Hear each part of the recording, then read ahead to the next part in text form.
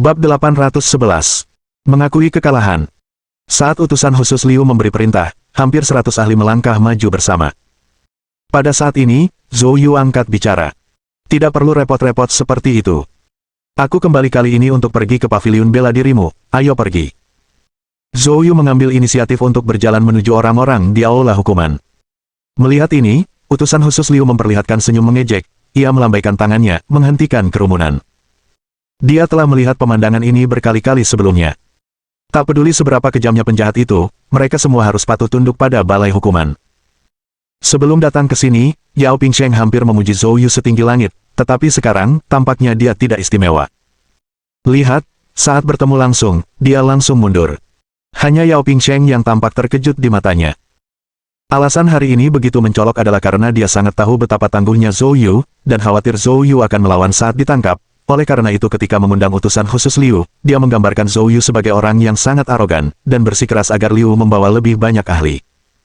Tetapi sekarang, Zhou Yu bahkan tidak melawan, sesuatu yang tidak diduganya. Melihat Zhou Yu mendekati mereka, utusan khusus Liu berkata dengan acuh tak acuh. Setidaknya kamu tahu apa yang baik untukmu. Setelah itu, dia berkata dengan santai. Borgol dia. Seketika, dua orang bawahannya di belakangnya, memegang borgol khusus, meraih tangan Zhou Yu. Namun, Zhou Yu menyipitkan matanya, semburan kekuatan meletus, langsung memukul mundur kedua pria itu. Tindakan ini segera menyebabkan kerumunan yang sebelumnya santai menjadi tegang lagi, semuanya terfokus pada Zhou Yu. Ekspresi utusan khusus Liu mulai berubah tidak menyenangkan. Wah, apa maksudmu dengan ini? Mencari kematian. Tatapan mata Zhou Yu tetap tenang, tanpa riak sedikitpun. Dia berkata dengan ringan. Aku bilang aku akan kembali bersamamu, tapi aku tidak bilang kau bisa menangkapku untuk diambil kembali. Jika kau ingin menangkapku, maka aku minta maaf, bahkan jika itu ayahmu, aku tidak akan memberikan sopan santun ini. Mendengar ini, utusan khusus Liu langsung marah. Zhou Yu dengan berani menghinanya di depan umum. Dalam sekejap, niat membunuh yang dingin terpancar di matanya. Mencari kematian. Lumpuhkan dia untukku. Mengikuti perintah utusan khusus Liu, kelompok yang terdiri dari 100 orang di belakangnya segera menekan Zhou Yu. Zhou Yu mendengus dingin, pukulan 8 kehancuran segera meletus. Aura yang kuat meledak dari tubuhnya, sendirian menghalangi aura 100 orang. Tiba-tiba, langit di persimpangan jalan raya yang awalnya tenang menampakkan dua pusaran udara yang tampak berputar-putar. Aura yang saling beradu dari ratusan orang telah menyebabkan perubahan drastis pada arus udara di area tersebut. Zhou Yu tertawa dingin dan kemudian tiba-tiba menghentakkan kakinya dengan kuat. Bang!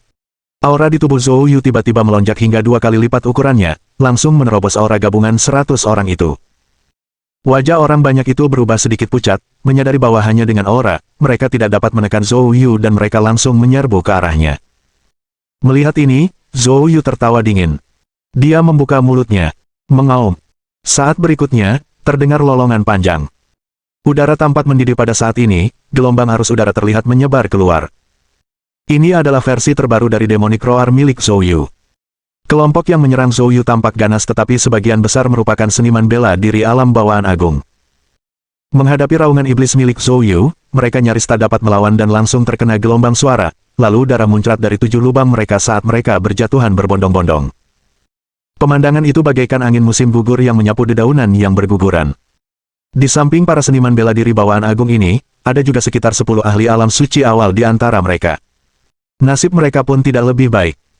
Raungan iblis milik Zhou Yu datang begitu tiba-tiba, sehingga karena berada di garis depan, mereka tidak sempat melindungi kepala mereka dan terkena serangan sonik di otak. Meski tidak ada darah yang keluar dari lubang mereka, mereka semua memegang kepala mereka, memperlihatkan penderitaan yang amat sangat. Di lapangan, satu-satunya yang tidak terlalu terpengaruh adalah utusan khusus Liu. Pada saat ini, wajah Liu penuh dengan keterkejutan. Dia tidak menyangka Zhou Yu mengetahui keterampilan gelombang suara yang begitu mengerikan. Melihat anak buahnya musnah seketika, dia langsung menampakkan ekspresi marah. Zhou Yu, beraninya kau menyerang orang-orang di balai hukuman. Itu pelanggaran berat. Mati untukku. Utusan khusus Liu meraung dan menyerang langsung. Menghadapi serangan utusan khusus Liu, Zhou Yu mencibir dan segera mengerahkan kekuatan geng naga untuk menghadapinya secara langsung.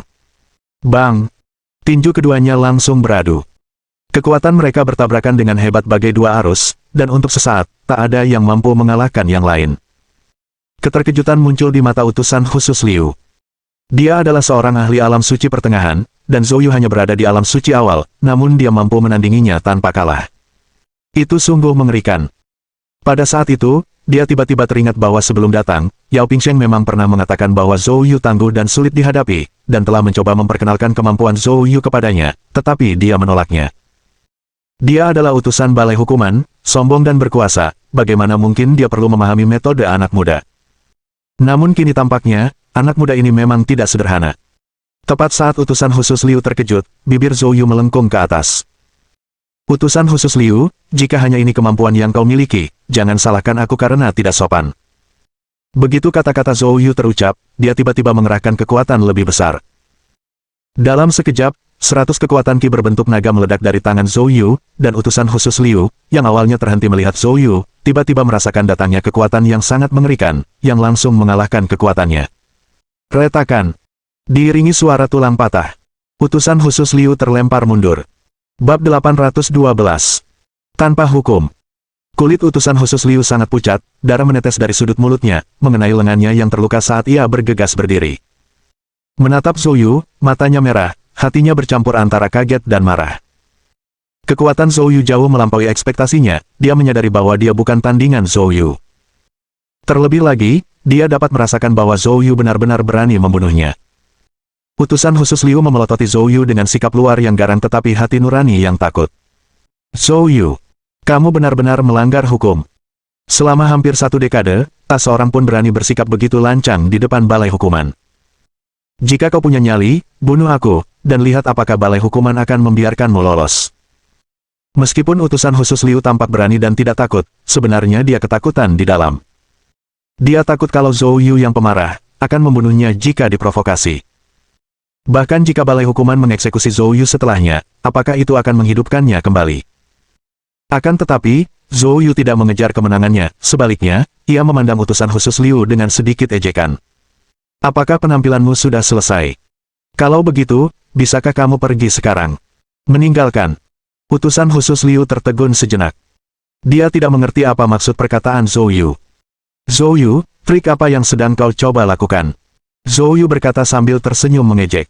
Aku sedang melakukan trik. Kalian datang untuk menangkapku, dan aku sepenuhnya bekerja sama untuk kembali bersamamu, namun kalian masih saja membuat masalah yang tidak perlu. Sekarang semuanya sudah beres, kamu seharusnya merasa lega, kan? Jika kamu masih ingin tahu lebih banyak, aku bisa terus menghiburmu. Zhou Yu membuat pernyataan ini di depan semua orang. Siapapun dapat mendengar nada penghinaan, ejekan, dan penghinaan dalam nada bicara Zhou Yu. Seolah-olah orang dewasa mendidik anak yang salah arah. Bagi utusan khusus Liu, ini seperti wajahnya, wajah seorang utusan balai hukuman, diinjak-injak dengan kejam dan diseret ke dalam tanah. Wajah utusan khusus Liu menjadi gelap, hampir seolah-olah air akan menetes darinya. Di matanya, yang ada hanyalah kebencian yang gila. Dia menatap dingin ke arah Zhou Yu, sambil menekan satu kata di sela-sela giginya yang terkatup. Meninggalkan. Zhou Yu mengangguk, lalu berjalan melewatinya dan langsung menaiki mobil paviliun bela diri. Yao Pingsheng dan yang lainnya memandang utusan khusus Liu, menunggu instruksinya.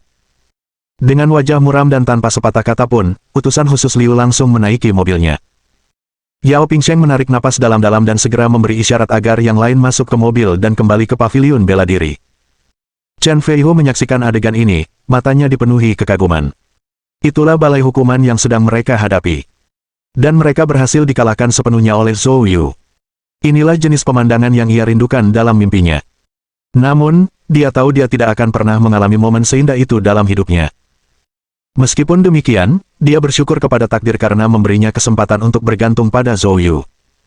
Dalam perjalanan pulang, Yao Pingsheng duduk di samping utusan khusus Liu. Melihat wajah utusan khusus Liu yang muram, Yao Pingsheng ragu-ragu sebelum bertanya. Utusan khusus Liu, bagaimana rencanamu menghadapi Zhou Yu? Mata utusan khusus Liu dibayangi. Bagaimana cara menghadapinya? Dia bahkan tidak menganggap serius Punishment Hall. Bagaimana menurutmu? Penjahat yang sangat kejam tidak boleh dibiarkan begitu saja. Dia harus dieksekusi tanpa ampun. Sebuah kedutan muncul di sudut mata Yao Pingsheng. Utusan khusus Liu, Anda telah melihat kekuatan Zhou Yu. Bahkan sutradara kita pun tidak sebanding dengannya. Jika kita mengambil tindakan terhadapnya, aku takut. Meskipun Yao Pingsheng tidak menyelesaikan kalimatnya, implikasinya sangat jelas. Bahkan Anda, Utusan khusus Liu, dirawat olehnya, namun di sini Anda berbicara tentang eksekusi tanpa ampun. Dengan apa kamu akan mengeksekusinya? Bang! Utusan khusus Liu membanting tangannya ke kursi di dekatnya, membuat Yao Pingsheng menggigil ketakutan. Memangnya kenapa kalau kekuatannya sangat kuat? Ada banyak orang di negeri naga yang lebih kuat darinya. Apakah ada orang yang melanggar hukum oleh hukuman martial hall yang pernah lolos dari hukuman? Pembunuhan Zhou Yu terhadap wakil direktur Hou Guangxu dari Paviliun Bela Diri Kota Hai tidak diragukan lagi. Itu jelas merupakan hukuman mati. Petik 2. Begitu kita tiba di Paviliun Bela Diri, suruh Xiang Yinglong menggunakan segala cara untuk menahan Zhou Yu. Saya akan segera menghubungi Direktur Divisi Penegakan Hukum 6 di Balai Hukuman, Direktur Utama Zhao, atasan langsung saya, agar beliau menangani orang ini secara langsung. Petik 2. Mendengar kata-kata ini dari utusan khusus Liu, mata Yao Pingsheng berkedut lagi. Urusan Hou Guangxu kini telah menjadi masalah besar. Menurut rencana awal yang disusunnya bersama Xiang Yinglong, dia akan membunuh Hou Guangxu dalam serangan diam-diam, menjebak Zhou Yu, merusak mayatnya, dan kemudian melaporkannya ke Balai Hukuman untuk dieksekusi Zhou Yu. Rencana itu sendiri berjalan tanpa masalah. Namun, kecelakaan itu terjadi ketika Yao Pingsheng bersama timnya kembali untuk mencari jasad Hou Guangxu, hanya untuk menemukan bahwa jasadnya telah menghilang, sementara Paviliun Bela Diri Kota Hai telah melaporkan pembunuhan Hou Guangxu oleh Zhou Yu. Bagus sekali, laporannya sudah dibuat, baik Xiang Yinglong maupun Yao Pingsheng tidak berani menjelaskan kepada orang-orang di Balai Hukuman bahwa jasad Hou Guangxu hilang. Kalau sudah dijelaskan, bukankah itu sama saja dengan merugikan diri mereka sendiri? Pada saat ini, rasa takut sudah mulai menguasai hati Yao Pingsheng. Jika masalah ini tidak ditangani dengan benar dan Balai Hukuman melimpahkan kesalahannya, Xiang Yinglong mungkin akan dilindungi, tetapi dirinya sendiri akan tamat. Dia sekarang menyesalinya setengah mati. Pada awalnya, untuk menjilat Xiang Yinglong dan juga untuk menyingkirkan pesaingnya Hou Guangxu, dia telah mengatur rencana ini. Dia tidak menyangka segala sesuatunya akan menjadi begitu rumit. Sekarang terjebak di tengah-tengah perselingkuhan, sudah terlambat untuk menyesal. Setelah utusan khusus Liu selesai berbicara, Yao Pingsheng tidak menanggapi untuk waktu yang lama. Wajahnya menjadi gelap, menatap Yao Pingsheng. Wakil Direktur Yao, apakah Anda tidak mendengar apa yang saya katakan? Tubuh Yao Pingsheng tersentak, kembali ke kenyataan. Ya, utusan khusus Liu, saya akan segera melapor kepada direktur kami. Karena itu, ia berdalih turun dari mobil untuk buang air kecil, lalu berpindah ke kendaraan lain. Setelah naik mobil, dia segera menelepon Xiang Yinglong dan melaporkan apa yang terjadi sebelum dan sesudah upaya penangkapan Zhou Yu, bersama dengan perintah utusan khusus Liu. Selain itu, ia juga menyampaikan beberapa kekhawatirannya sendiri. Setelah mendengarkannya, ekspresi Xiang Yinglong berubah muram. Setelah beberapa lama, dia berkata dengan suara cemberut. Pada titik ini, tidak ada jalan kembali. Sekarang hanya ada satu cara. Petik 2. Yao Pingsheng dengan cepat bertanya. Direktur, ke arah mana? Setelah kita menangkap Zhou Yu hari ini, kita harus mengeksekusinya apapun yang terjadi. Selama dia meninggal, semuanya akan berakhir. Sekalipun Hou Guangxu masih hidup, dia tidak akan berani menunjukkan wajahnya lagi. Yao Pingsheng ragu sejenak. Tapi bagaimana kalau kita tidak bisa membunuhnya? Tidak ada, bagaimana jika? Bukankah utusan khusus Liu menghubungi Direktur Divisi Penegakan Hukum 6? Dengan tindakan sutradara, anak itu pasti akan mati, kata Xiang Yinglong dengan nada mengancam. Bab 813. Bunuh di tempat. Markas besar Paviliun Bela Diri Kota Hai. Saat iring-iringan memasuki gerbang, para pengawal segera menutupnya, menyelimuti seluruh markas besar Paviliun Bela Diri dalam awan ketegangan siap tempur. Mobil berhenti, pintu terbuka, dan Zhou Yu keluar. Saat keluar dari mobil, dia melihat hampir 1000 orang berdiri berdesakan di halaman. Budidaya masyarakat ini bervariasi. Sebagian besar adalah seniman bela diri pada tingkat energi terlihat, tersembunyi, dan transformasi. Tentu saja, ada pula beberapa yang berada di alam bawaan dan bahkan beberapa yang berada di tingkat alam suci. Begitu Zhou Yu keluar dari mobil, dia dikelilingi oleh orang-orang yang matanya dipenuhi dengan keganasan dan amarah. Melihat formasi ini, Zhou Yu tersenyum tipis. Wah, ini parade penyambutan yang luar biasa, bukan? Pada saat ini, sebuah jalan terbuka di antara kerumunan, dan Xiang Yinglong melangkah maju untuk menghadapi Zhou Yu, menatapnya dengan dingin. Zhou Yu, kamu telah berulang kali melanggar hukum Paviliun Bela Diri. Pertama, kaulah yang melakukan pembunuhan, dan kemudian kau terang-terangan masuk ke ruang bawah tanah, merencanakan pelarian dari penjara. Petik 2. Saat ini, menangkap Anda untuk diadili sama saja dengan mengeksekusi Anda di tempat. Pada titik ini, utusan khusus Liu dan Yao Pingsheng juga keluar dari mobil dan mendekati Zhou Yu. Utusan khusus Liu memasang ekspresi dingin. Zhou Yu, Balai Hukuman telah mengeluarkan surat perintah penangkapanmu. Berlututlah segera, menyerah tanpa perlawanan, dan bersiaplah menghadapi hukuman hukum. Petik 2. Mendengar ini, Zhou Yu tersenyum tipis, tatapannya menyapu kerumunan. Jadi, untuk menghadapiku, kau tidak ragu untuk menyeret keluar para seniman bela diri muda yang tidak memiliki kesempatan untuk melawan, menggunakan mereka sebagai perisai manusia. Kalian, sebagai Menteri Paviliun Bela Diri dan utusan Aula Hukuman, bagaimana kalian bisa berani melakukan hal seperti itu? Dan mengapa tidak membawa keluar anak-anakmu laki-laki dan anak-anakmu perempuan, ayah dan ibumu juga? Zhou Yu benar. Xiang Yinglong melakukan ini karena takut Zhou Yu akan menerobos dan melarikan diri lagi, oleh karena itu, rencana ini dilakukan untuk mengulur waktu, menunggu kedatangan Kepala Divisi ke-6. Tentu saja, Zhou Yu juga bisa membunuh semua orang ini dan kemudian melarikan diri.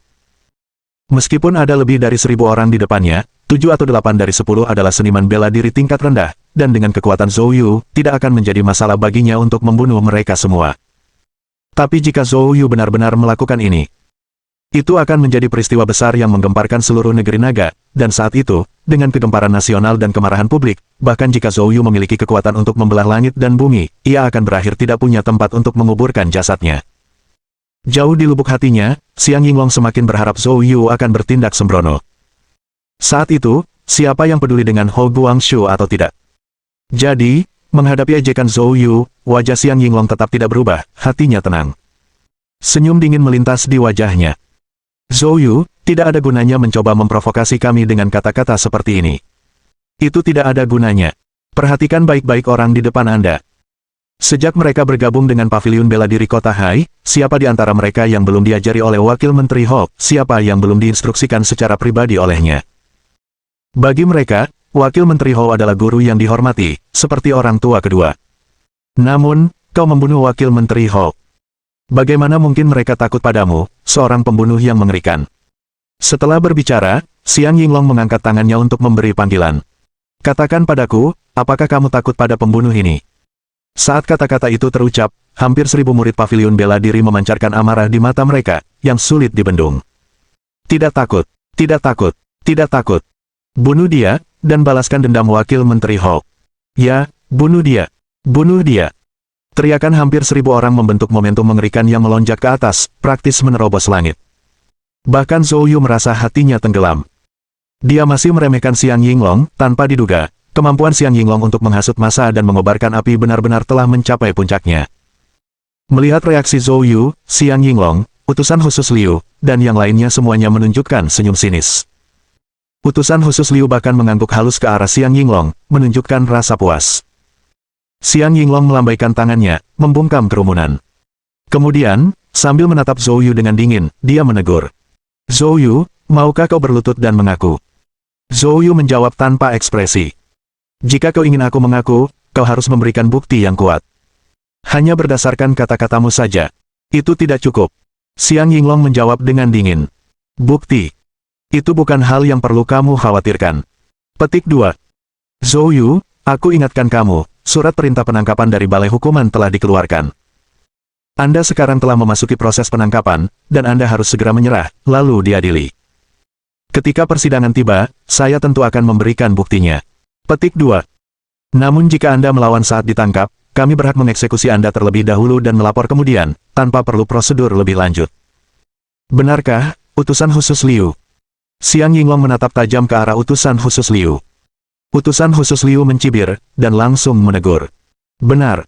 Zhou Yu, aku memberimu satu kesempatan terakhir, berlututlah sekarang, dan menyerahlah. Zhou Yu tertawa dingin. Utusan khusus Liu, sepertinya Anda bertekad untuk ikut campur dalam masalah ini, maka Anda sebaiknya bersiap menghadapi konsekuensinya. Utusan khusus Liu menyimpan dendam terhadap Zhou Yu, dan berharap ia dapat membunuhnya saat itu juga. Dia sama sekali tidak peduli dengan kata-kata Zhou Yu. Zhou Yu, sepertinya kamu keras kepala dan tidak mau bertobat. Kalau begitu, jangan salahkan aku karena bersikap kejam. Sekarang, saya nyatakan, Zhou Yu telah menentang perintah penangkapan Balai Hukuman, secara terbuka melawan penangkapan, dan dapat dieksekusi di tempat. Zhou Yu menjawab sambil mencibir. Kedengarannya perkasa dalam kata-kata, kalau begitu, ini aku, datang dan bunuh aku. Utusan khusus Liu mengejek. Zhou Yu, jangan terburu-buru, aku akui aku bukan tandinganmu, tapi, sebentar lagi, seseorang yang mampu membunuhmu akan tiba. Bersiaplah untuk menemui ajalmu. Begitu utusan khusus Liu selesai berbicara, sebuah konvoi mendekat dari luar gerbang markas besar UG. Semangat utusan khusus Liu terangkat. Zhou Yu, kepala divisi ke-6 kami telah tiba, waktu kematianmu sudah dekat. Cepat buka gerbangnya. Dia berteriak kepada penjaga di pintu. Bab 814 Direktur Zhao. Para penjaga di pintu, setelah mendengar perintah utusan khusus Liu, segera membuka gerbang besar untuk menyambut konvoi yang datang. Konvoi itu masuk dengan cepat dan kemudian berhenti. Selanjutnya sekelompok orang turun dari kendaraan. Ketika utusan khusus Liu melihat siapa yang turun dari kendaraan, senyum di wajahnya membeku. Orang-orang yang turun bukanlah direktur dari kantor ke-6, melainkan pejabat dari pemerintah negara bagian. Selanjutnya, dari Audi bagian tengah, seorang pria parubaya dengan aura yang mengesankan keluar dari kendaraan. Gubernur Zhang. Ekspresi Yao Pingsheng berubah. Pendatang baru itu memang Zhang Zheng. Di sisinya ada Liu Bo. Zhou Yu juga merasa kedatangan Zhang Zheng tidak terduga, tetapi mengingat keributan besar di persimpangan jalan raya sebelumnya, akan aneh jika Zhang Zheng tidak menyadarinya. Kedatangan Zhang Zheng yang begitu cepat benar-benar menyentuhnya. Diapit oleh kerumunan, Zhang Zheng melangkah ke tengah-tengah orang banyak. Para personel paviliun bela diri kota Hai tanpa sadar minggir saat melihat Zhang Zheng. Zhang Zheng mendekati Zhou Yu, utusan khusus Liu, dan yang lainnya, mengamati mereka dengan tatapannya, lalu berbicara dengan acuh tak acuh. Hari ini cukup ramai di sini. Peristiwa sebesar itu terjadi di kota provinsi, namun saya sebagai gubernur tidak mendapat informasi. Jika hal ini sampai terbongkar, saya mungkin akan dituduh melalaikan tugas. Petik 2. Mendengar ini, wajah Xiang Yinglong menjadi gelap dan dia berkata, Gubernur Zhang, ini masalah internal paviliun bela diri kami dan tidak ada hubungannya dengan pemerintah negara bagian. Silakan duduk di dalam, Gubernur. Saya akan segera meminta seseorang menyiapkan teh. Setelah kita selesai menangani masalah ini, aku akan minum beberapa gelas bersamamu. Zhang Zheng menjawab dengan acuh tak acuh. Tidak perlu teh. Memang benar bahwa pemerintah daerah tidak boleh ikut campur dalam urusan internal paviliun bela diri. Namun, ada seseorang yang datang kepada saya mengeluh bahwa paviliun bela diri kota Hai bermaksud memutarbalikkan fakta dan bersekongkol untuk menjebak menantu laki-laki saya.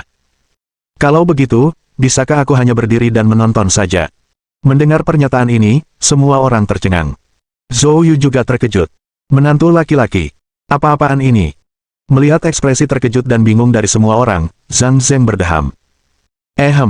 Lebih tepatnya, calon menantuku. Setelah berkata demikian, Zhang Zheng menatap Zhou Yu dengan pandangan penuh arti.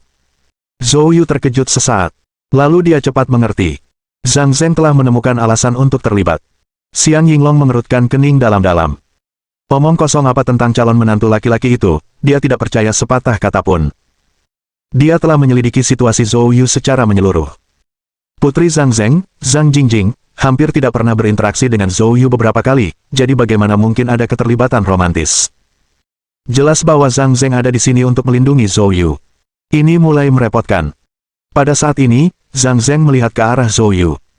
Zhou Yu, apa yang sebenarnya terjadi di sini? Mengapa harus ada mobilisasi kekuatan seperti itu? Zhou Yu mengangkat bahu. Menteri Xiang mengklaim aku membunuh wakil menteri mereka dari paviliun bela diri kota Hai, dan sekarang mereka bersekutu dengan balai hukuman dan menuntut agar aku melumpuhkan kultivasiku sendiri dan menyerahkan diri. Saya menolak dan meminta mereka untuk menunjukkan bukti. Sebaliknya, mereka menghasut orang-orang tersebut untuk memaksakan masalah tersebut. Petik 2. Mendengar ini, Zhang Zheng melihat ke arah Xiang Yinglong. Menteri Xiang, benarkah begitu? Menghadapi pertanyaan Zhang Zheng, Xiang Yinglong melirik utusan khusus Liu secara diam-diam.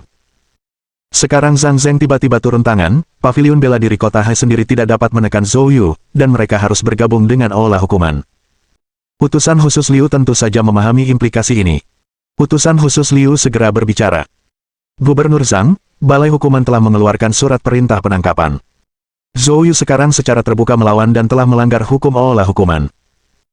Tolong jangan menyalahgunakan kekuasaan publik untuk menghalangi balai hukuman dalam menangani kasus ini, jika tidak, reputasi Anda akan rusak jika berita ini tersebar. Ancaman dalam kata-kata utusan khusus Liu cukup jelas. Zhang Zheng bukanlah target yang mudah. Tanyanya terus terang. Siapa kamu? Utusan khusus Liu Feng dari aula hukuman, kata utusan khusus Liu dengan tenang. Utusan khusus Liu. Mata mana di antara kalian yang melihatku menyalahgunakan kekuasaan publik? Zhang Zeng membalas dengan tidak sopan. Utusan khusus Liu mencibir. Kami semua orang pintar di sini. Anda mengklaim Zhou Yu adalah calon menantu Anda, bukankah itu berarti Anda ingin melindungi Zhou Yu? Mengapa repot-repot berpura-pura? Zhang Zeng menjawab dengan tenang. Utusan khusus Liu, Anda salah. Bagaimana jika calon menantuku adalah Zhou Yu? Jika dia memang melakukan kesalahan, maka Anda harus menghukumnya sebagaimana mestinya. Jika hukumanmu terlalu ringan, pemerintah negara bagianku juga tidak akan membiarkannya lolos. Petik 2. Saya datang ke sini hari ini untuk menyaksikan hasil vonisnya, di luar itu, saya tidak akan ikut campur dalam urusan apapun. Itu saja, Anda dapat melanjutkan. Mendengar kata-kata Zhang Zeng ini, utusan khusus Liu dan Xiang Yinglong agak tercengang. Apa sebenarnya yang ingin dilakukan Zhang Zeng? Mereka tidak dapat menemukan jawabannya. Namun, tepat pada saat itu, konvoi lain melaju menuju gerbang. Kali ini, utusan khusus Liu jauh lebih waspada. Dia mengamati kendaraan-kendaraan yang mendekat dan, saat melihat plat nomor yang familiar dari ibu kota, wajahnya berseri-seri karena kegembiraan, dan dia segera berlari ke arah mereka. Cepat, buka gerbangnya. Saat gerbang dibuka lagi, barisan mobil pun masuk. Utusan khusus Liu bergegas ke depan kendaraan terdepan dan secara pribadi membuka pintu mobil untuk menyambut seorang pria parubaya. Pria ini berusia sekitar 50 tahun, dengan wajah tegas dan aura yang luar biasa. Direktur Zhao, Anda akhirnya tiba. Direktur Zhao mengangguk sedikit, lalu mengamati halaman. Apa yang terjadi di sini? Apakah penjahat Zhou Yu sudah ditangkap? Utusan khusus Liu buru-buru berkata. Direktur Zhao, penangkapan Zhou Yu, pasukan menteri Xiang telah mengepungnya, tetapi dia belum ditangkap. Menolak penangkapan. Masih bocah, tapi berani melawan. Petik 2. Pelindung olah hukuman, maju dan bunuh anak itu untukku. Atas perintah pelindung Zhao, selusin ahli alam suci yang turun dari kendaraan segera bergerak maju dengan momentum yang mengancam. Bab 815. Interogasi. Harus kuakui, kedatangan ketua balai hukuman itu sungguh menakutkan.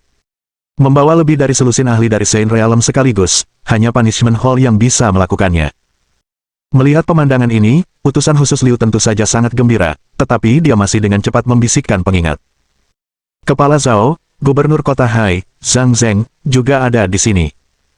Kepala Zhao terkejut sesaat, lalu mendongak, dan segera melihat Zhang Zeng di tengah kerumunan.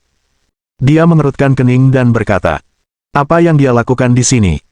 Utusan khusus Liu segera menyampaikan apa yang baru saja terjadi.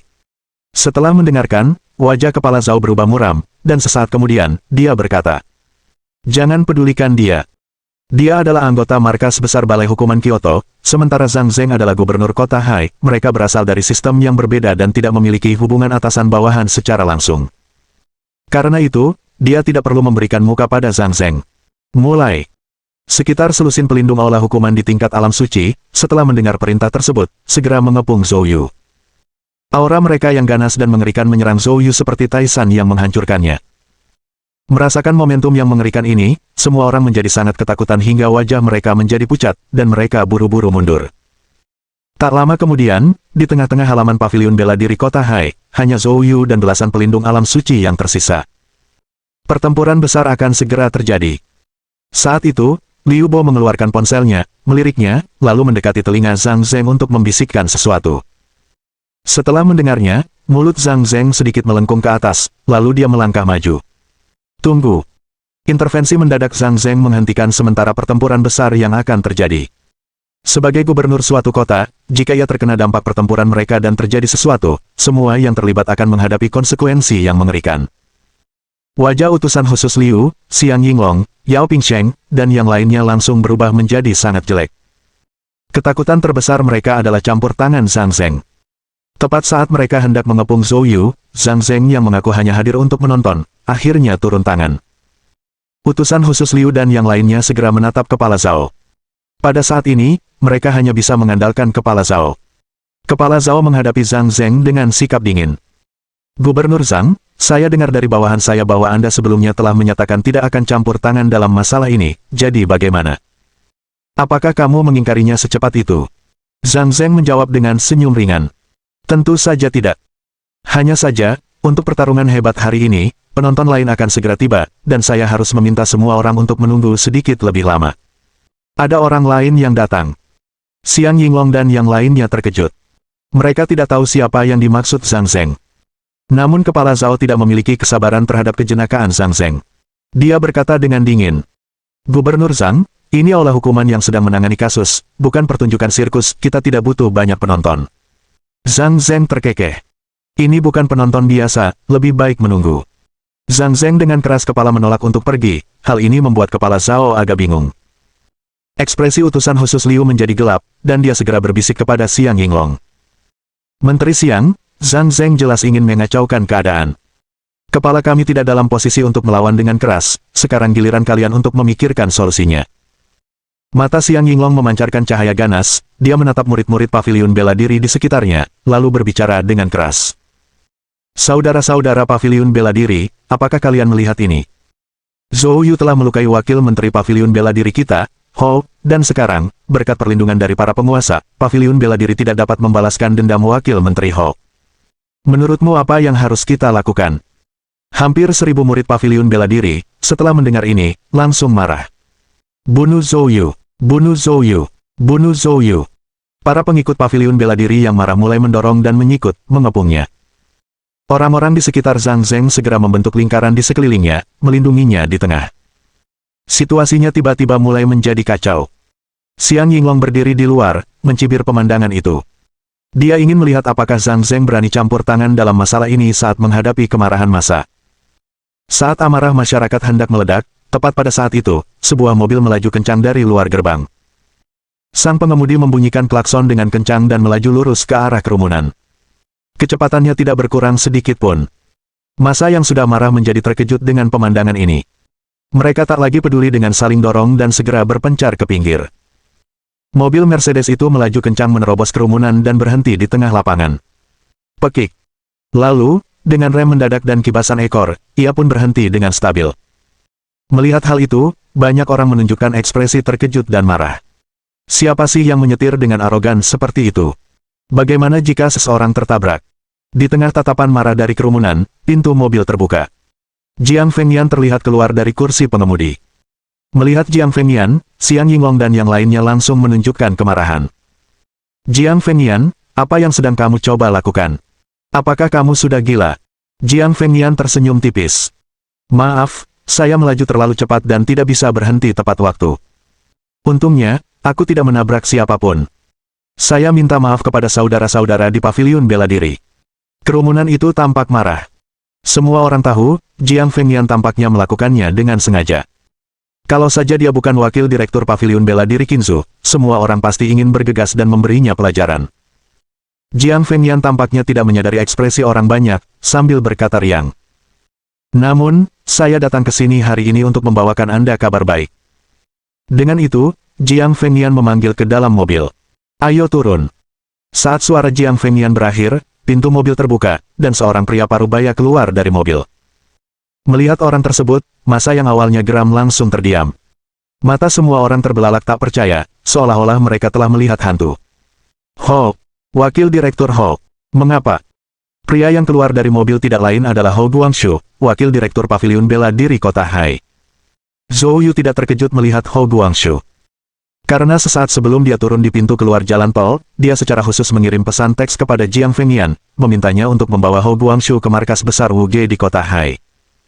Tetapi Xiang Yinglong, Yao Pingsheng, dan yang lainnya berbeda, kulit mereka langsung pucat pasi. Hal yang paling mereka takutkan telah terjadi. Ho Guangxu sebenarnya masih hidup. Pada saat ini, Zhang Zheng tiba di samping Ho Guangxu dengan wajah terkejut, mengamati pria di depannya dengan saksama. "Hah, itu benar-benar wakil direktur Ho. Ini menarik." Paviliun bela diri kota Hai bersekutu dengan aula hukuman untuk menciptakan kehebohan besar, menuduh calon menantu saya telah menyakiti wakil direktur Ho. Saya sendiri siap menegakkan keadilan di atas kesetiaan keluarga. Bagaimana mungkin wakil direktur Ho berdiri di sini dengan selamat? Direktur Xiang, bukankah seharusnya Anda memberi kami semua penjelasan tentang masalah ini? Menghadapi pertanyaan Zhang Zheng. Dalam sekejap, tatapan semua orang terfokus pada Xiang Yinglong. Bab 816. Kata-kata cerdik dan tatapan menyanjung. Pada saat ini, bahkan utusan khusus Liu tercengang. Xiang Yinglong telah melaporkan ke aula hukuman bahwa Ho Guangxu disergap dan dibunuh oleh Zhou Yu di wilayah selatan pegunungan Wutai. Bagaimana mungkin Ho Guangxu masih hidup saat ini? Hanya Zhao Zhengde yang tampak tenang. Sebagai anggota aula hukuman, terutama pada tingkat direktur, Zhao Zhengde hanya melirik ekspresi Xiang Yinglong, dan langsung mengerti apa yang sedang terjadi. Jelas, ini adalah Xiang Yinglong yang menyingkirkan saingannya. Pada saat ini, rasa dingin yang halus dan menusuk tulang tampak samar-samar di kedalaman matanya. Di bawah tatapan semua orang, setelah beberapa saat canggung, senyum terkejut segera muncul di wajah Xiang Yinglong. Wakil Menteri Ho, Anda sebenarnya masih hidup. Ini sungguh luar biasa. Saya menerima berita tentang kecelakaanmu, dan saya sudah mengidentifikasi para tersangka, siap membalas dendam untukmu. Ho Guangxu adalah orang yang terus terang, dia bukan orang yang suka menggunakan metode tidak langsung.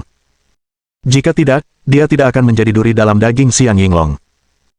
Pada saat ini, dihadapkan dengan senyum munafik Xiang Yinglong, Ho Guangxu, dengan wajah penuh amarah, menegurnya secara langsung tanpa sopan santun. Xiang Yinglong, sampai saat ini, apakah kamu masih berpura-pura? Kamu mengirim Yao Pingsheng untuk menyergapku, berencana menjebak Zhou Yu. Jika Zhou Yu tidak datang tepat waktu untuk menyelamatkanku, aku pasti sudah mati di daerah selatan pegunungan Wutai sekarang. Petik 2. Dan kau masih berani berpura-pura ingin membalaskan dendamku. Apakah kamu benar-benar berpikir bahwa, sebagai seorang menteri, kamu dapat bertindak gegabah dan melanggar hukum di paviliun bela diri kota Hai? Begitu kata-kata Ho Guangxu itu keluar, seluruh halaman menjadi sunyi senyap dalam sekejap. Hampir 1000 murid paviliun bela diri semuanya dipenuhi ketidakpercayaan, menatap Ho Guangxu. Perkataannya bagaikan petir yang turun dari langit cerah, mengejutkan semua orang. Xiang Yinglong sebenarnya berkonspirasi dengan Yao Pingsheng untuk membunuh Ho Guangxu. Mungkinkah hal seperti itu benar-benar terjadi? Ini sungguh tidak masuk akal. Pada saat ini, yang paling bingung adalah Yao Pingsheng. Dia sudah gemetar tak terkendali. Lapisan keringat dingin sudah muncul tebal di dahinya. Dia merasa seolah-olah kakinya menjadi kaku. Anda harus tahu bahwa jika pembunuhan Ho Guangxu terbongkar, hanya ada satu hasil baginya, yaitu kematian. Untungnya, Ho Guangxu menuding langsung ke Xiang Yinglong, dan mengatakan bahwa dia bertindak atas perintah Xiang Yinglong. Jika Ho Guangxu tidak menyebut Xiang Yinglong dan menunjuknya langsung, dia 100% yakin bahwa Xiang Yinglong akan segera mengambil tindakan untuk membungkamnya. Sekarang, semuanya tergantung pada apa yang akan dilakukan Xiang Yinglong. Pada saat ini, senyum di wajah Xiang Yinglong telah menghilang, dan kulitnya sangat gelap. Menghadapi tatapan mata semua orang dan suasana yang hampir membeku, tekanan diam yang dihadapi Xiang Yinglong telah mencapai batasnya. Tepat saat itu, kilatan ketajaman tiba-tiba melintas di matanya. Xiang Yinglong angkat bicara. Wakil Menteri Ho, sebagai Wakil Menteri Paviliun Bela Diri Kota Hai, saya harus mengingatkan Anda, apa yang baru saja Anda sebutkan adalah masalah yang sangat penting. Apakah kamu yakin bahwa pikiranmu sehat saat ini? Ho Guangxu dengan marah berkata. Xiang Yinglong, jangan mencoba mengaburkan masalah. Saya sangat sadar. Semua yang terjadi hari itu, aku ingat dengan jelas, aku tidak akan pernah melupakannya bahkan setelah aku mati. Wajah Xiang Yinglong berubah dingin saat dia berkata. Sejak kau menghilang, aku telah mengerahkan seluruh kekuatan paviliun bela diri kota Hai untuk menyelidiki dan menangkapmu, untuk membalaskan dendammu. Tanpa diduga, sekarang setelah kamu kembali dengan selamat, kamu malah membalasku. Baiklah, tidak masalah. Jika apa yang kau katakan itu benar, bahwa akulah yang mengirim Wakil Menteri Yao untuk membunuhmu, maka saat ini juga, aku akan bunuh diri di sini dan sekarang juga untuk meminta maaf. Petik 2. Setelah berkata demikian, dia berhenti sejenak, lalu suaranya tiba-tiba meninggi. Kamu bilang aku mengirim Wakil Menteri Yao untuk membunuhmu. Mana buktinya? Sebagai Wakil Menteri Paviliun Bela Diri, Anda harus memahami bahwa perkataan harus didasarkan pada bukti. Tunjukkan buktinya. Ho Guangxu meraung. Yao Pingsheng membunuhku dengan tangannya sendiri, bagaimana mungkin aku tidak tahu? Lagi pula, semua anak buahku menyaksikannya. Xiang Yinglong tertawa dingin. Kamu bukan pendatang baru. Apakah apa yang Anda katakan dapat dianggap sebagai bukti? Dan tentang orang-orangmu yang melihatnya, di mana mereka? Ho Guangxu dengan marah berkata. Mereka semua dibunuh oleh Yao Pingsheng sejak lama. Membunuh mereka semua. Xiang Yinglong berkata dengan dingin. Baiklah, aku percaya saja padamu. Kalau begitu, aku ingin bertanya padamu, karena kau dibunuh oleh Yao Pingsheng, pasti ada luka di tubuhmu yang ditinggalkan oleh kekuatannya, kan? Tunjukkan lukamu dan biarkan semua orang di sini melihatnya. Mendengar ini, ekspresi Ho Guangxu menegang. Awalnya dia tidak pandai berbicara, dan pada saat ini, dia tiba-tiba menyadari bahwa tanpa sengaja dia telah jatuh ke dalam perangkap Xiang Yinglong. Luka-luka di tubuhnya telah disembuhkan oleh Zhou Yu, di manakah masih ada luka yang tersisa? Pada saat ini, tidak hanya Hou Guangxu tetapi juga Zhou Yu mengerutkan kening. Ini merepotkan. Kalau saja dia tahu, dia tidak akan menyembuhkan Hou Guangxu sepenuhnya sejak awal. Dia tidak menyangka Xiang Yinglong begitu licik, mampu membalikkan keadaan hanya dalam beberapa kata. Layak sekali menjadi menteri paviliun bela diri. Dia benar-benar meremehkan pria ini. Melihat Hou Guangxu tidak dapat berbicara, seringai terpancar di mata Xiang Yinglong. Hou Guangxu, apa arti diamu? Mungkinkah aku telah membongkar usahamu untuk menjebak orang lain dengan tuduhan palsu, sehingga kau tak bisa berkata apa-apa? Yao Pingsheng, yang berada di samping, menyaksikan kejadian ini, amat mengagumi Xiang Yinglong. Beberapa kata mengubah situasi buruk menjadi serangan balik. Memang, meskipun dia menyergap Hou Guangxu tidak punya bukti. Mayat orang-orang Hou Guangxu semuanya telah ditangani oleh orang-orangnya sendiri. Tidak ada saksi mata lain pada saat itu. Terlebih lagi, dengan Hou Guangxu yang sekarang tampak cerah dan jelas telah sembuh, itu juga berarti bukti pada tubuhnya telah dihancurkan. Kejadian ini, meski benar, tidak memiliki bukti kuat. Tidak ada yang perlu ditakutkan saat itu. Yao Pingsheng yang awalnya putus asa, tiba-tiba merasa rileks. Dia pun menegur. Hou Guangxu, menteri dan saya telah bekerja keras untuk membalaskan dendam Anda, namun sekembalinya Anda malah menuduh kami secara tidak adil, mencoba menjebak kami, apa sebenarnya niat Anda?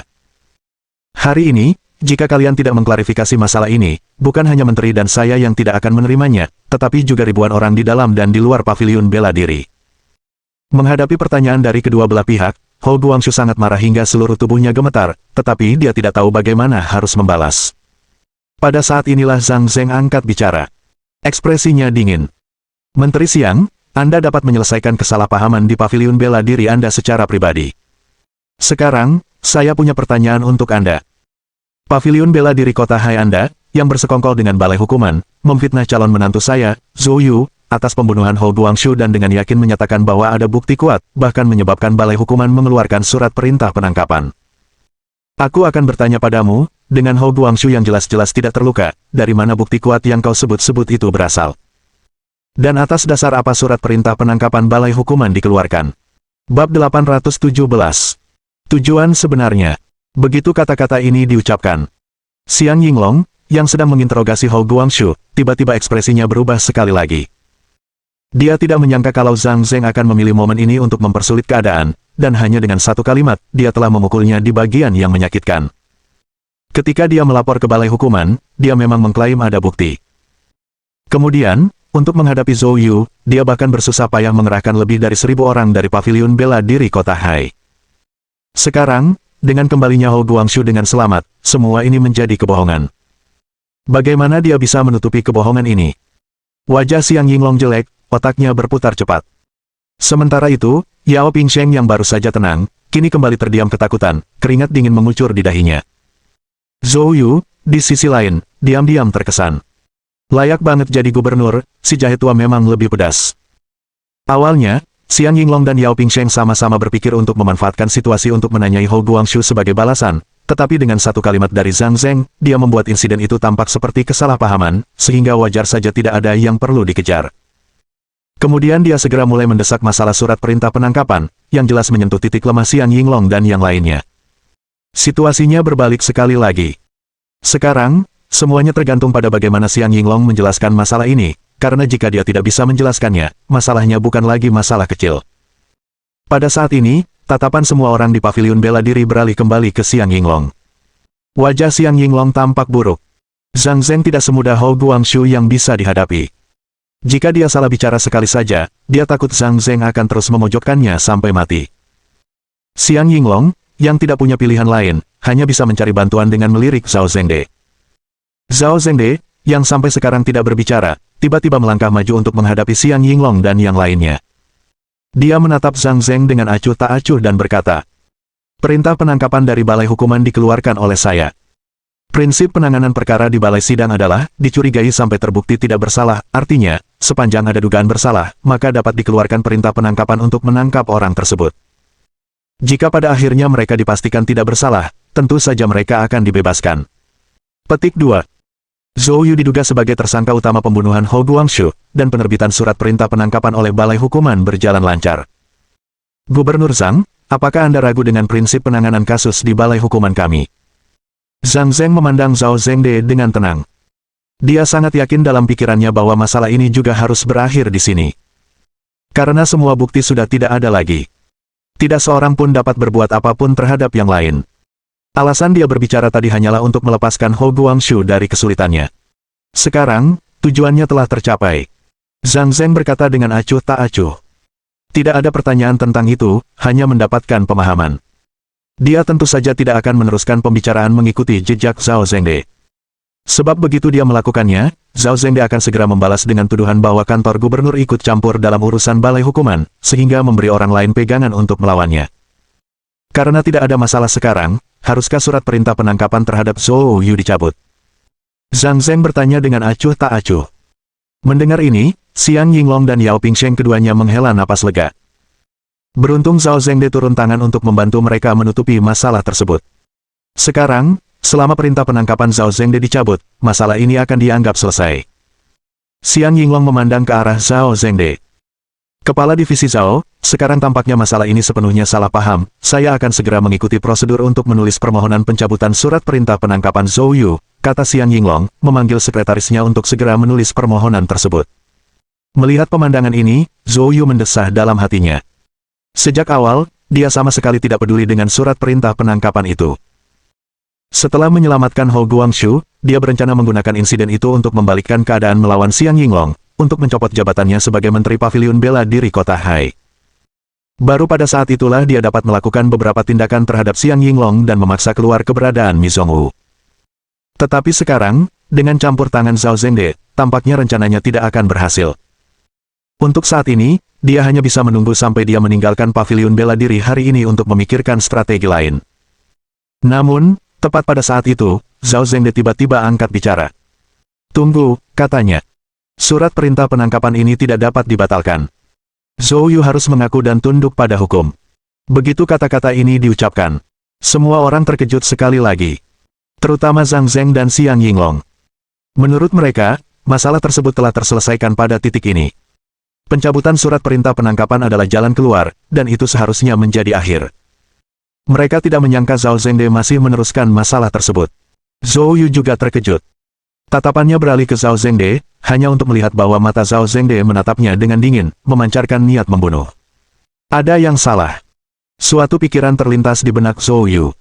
Zhao Zhengde ini tampaknya menargetkannya secara khusus. Itu aneh. Dia belum pernah bertemu pria itu sebelumnya, namun Zhao Zhengde menatapnya seolah-olah dia sedang menatap pembunuh ayahnya.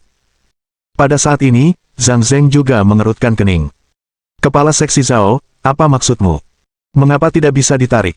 Zhao Zhengde dengan dingin menyatakan. Karena Zhou Yu juga dicurigai telah membunuh keponakan keluarga Zhao kita. Keponakanmu?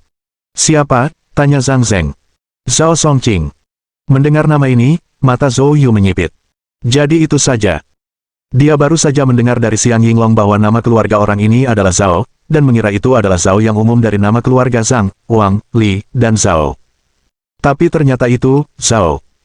Sebelumnya, Zhao Songqing dengan bodohnya mencoba membunuh Qin Lan dan Sui Tianyu, dan Zhou Yu membunuhnya karenanya, lalu ia memenjarakan paman Zhao Songqing, Zhao Zinian, di Paviliun Bela Diri Qinsu. Sekarang tampaknya Zhao Zhengde telah berhasil menyelamatkan Zhao Zinian melalui aula hukuman, dan setelah mengetahui kematian Zhao Songqing, dia menggunakan wewenang aula hukuman untuk menyelesaikan masalah pribadi secara resmi. Zhang Zeng tidak mengerti situasi yang dijelaskan Zhao Zhengde.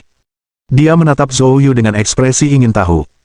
Zhou Yu melangkah maju dan menghadapi Zhao Zhengde secara langsung. Zhao Songqing mencoba memaksakan diri pada temanku, dia mendapat balasan setimpal atas kejahatannya. Sebagai kepala balai hukuman, bukankah seharusnya kau menyelidiki secara menyeluruh sebelum mengambil kesimpulan? Niat membunuh yang kental terpancar di mata Zhao Zhengde. Sekalipun dia bersalah, bukan hakmu untuk menghakimi. Kau membunuh seseorang atas kemauanmu sendiri, mengapa kau tidak berlutut dan menyerah sekarang juga? Zhou Yu mencibir sebagai tanggapan. Jika kau ingin aku menyerah tanpa perlawanan, kau harus menunjukkan kemampuanmu. Pada saat itu, aura yang sangat kuat meletus dari keduanya. Kedua aura itu saling berbenturan hebat, menyebabkan udara di atas halaman berfluktuasi hebat. Saat fluktuasi aura yang mengerikan menyebar, semua orang di sekitar merasakan tekanan yang menyesakkan. Kerumunan itu tidak dapat menahan diri untuk mundur. Liu Bo juga dengan cepat melindungi Zhang Zeng dan mundur. Melihat semua orang mundur, seringnya tersungging di mata Zhao Zhengde. Dengan suara yang hanya bisa didengar oleh dia dan Zhou Yu, dia berkata, Zhou Yu, aku memberimu kesempatan sekarang. Selama kau menyerahkan bagian akhir teknik kuali emas untuk dikultivasi, aku akan mengampuni nyawamu dan mencabut surat perintah penangkapan. Masalah kamu membunuh Zhao Songqing, keluarga Zhao kami dapat mengabaikan dan memaafkannya. Terlebih lagi, kami bahkan bisa menjadikanmu tetua tamu keluarga Zhao. Petik 2. Mendengar kata-kata ini, alis Zhou Yu sedikit terangkat. Jadi ini motifmu yang sebenarnya. Zhao Zhengde terlihat bangga. Zhou Yu, ini satu-satunya harapanmu untuk bertahan hidup. Biarkan aku katakan padamu, menentang keluarga Zhao sama saja dengan menentang balai hukuman. Petik 2. Di negeri naga, balai hukuman telah berdiri selama 1000 tahun. Selama periode yang panjang ini, berapa banyak orang yang menentang balai hukuman yang menemui akhir yang baik. Ini adalah otoritas. Ini adalah kekuatan. Lebih baik kau tunduk dan patuh. Bab 818. Di sini lagi. Mendengar ini, Zhou Yu mencibir dingin. Persetan dengan otoritasmu. Jika kau punya nyali, coba saja padaku. Jika aku bisa membunuh Zhao Songqing, aku juga bisa membunuhmu. Petik 2. Senyum di wajah Zhao Zhengde langsung berubah dingin. Orang bodoh yang tidak tahu apa-apa. Zhou Yu, aku tahu kamu tidak lemah. Tapi jangan berpikir bahwa hanya karena kau telah membunuh salah satu dari 18 Jenderal Tianyu, kau bisa berlaga di depan keluarga Zhao. Setelah berbicara, Zhao Zhengde melambaikan tangannya lebar-lebar. Begitu kata-katanya itu terucap, seketika lebih dari selusin sosok terbang ke arah Zhou Yu, mengelilinginya dalam sekejap mata. Orang-orang ini persis seperti yang dibawa Zhao Zhengde tadi. Jelas, dia datang dengan persiapan. Termasuk Zhao Zhengde sendiri, totalnya 15 ahli alam suci. Jajaran ini, di seluruh negeri naga, kecuali ibu kota dan Shanghai, dapat dengan mudah menyapu tempat lain. Namun sekarang, mereka semua hanya mengincar Zhou Yu saja. Zhou Yu, kamu telah membunuh dengan gegabah dan melawan saat ditangkap. Saya sekarang menyatakan bahwa orang ini harus dieksekusi di tempat. Petik 2. Saat kata-kata Zhao Zhengde berakhir, aura 15 ahli alam suci meletus secara bersamaan, menyelimuti Zhou Yu.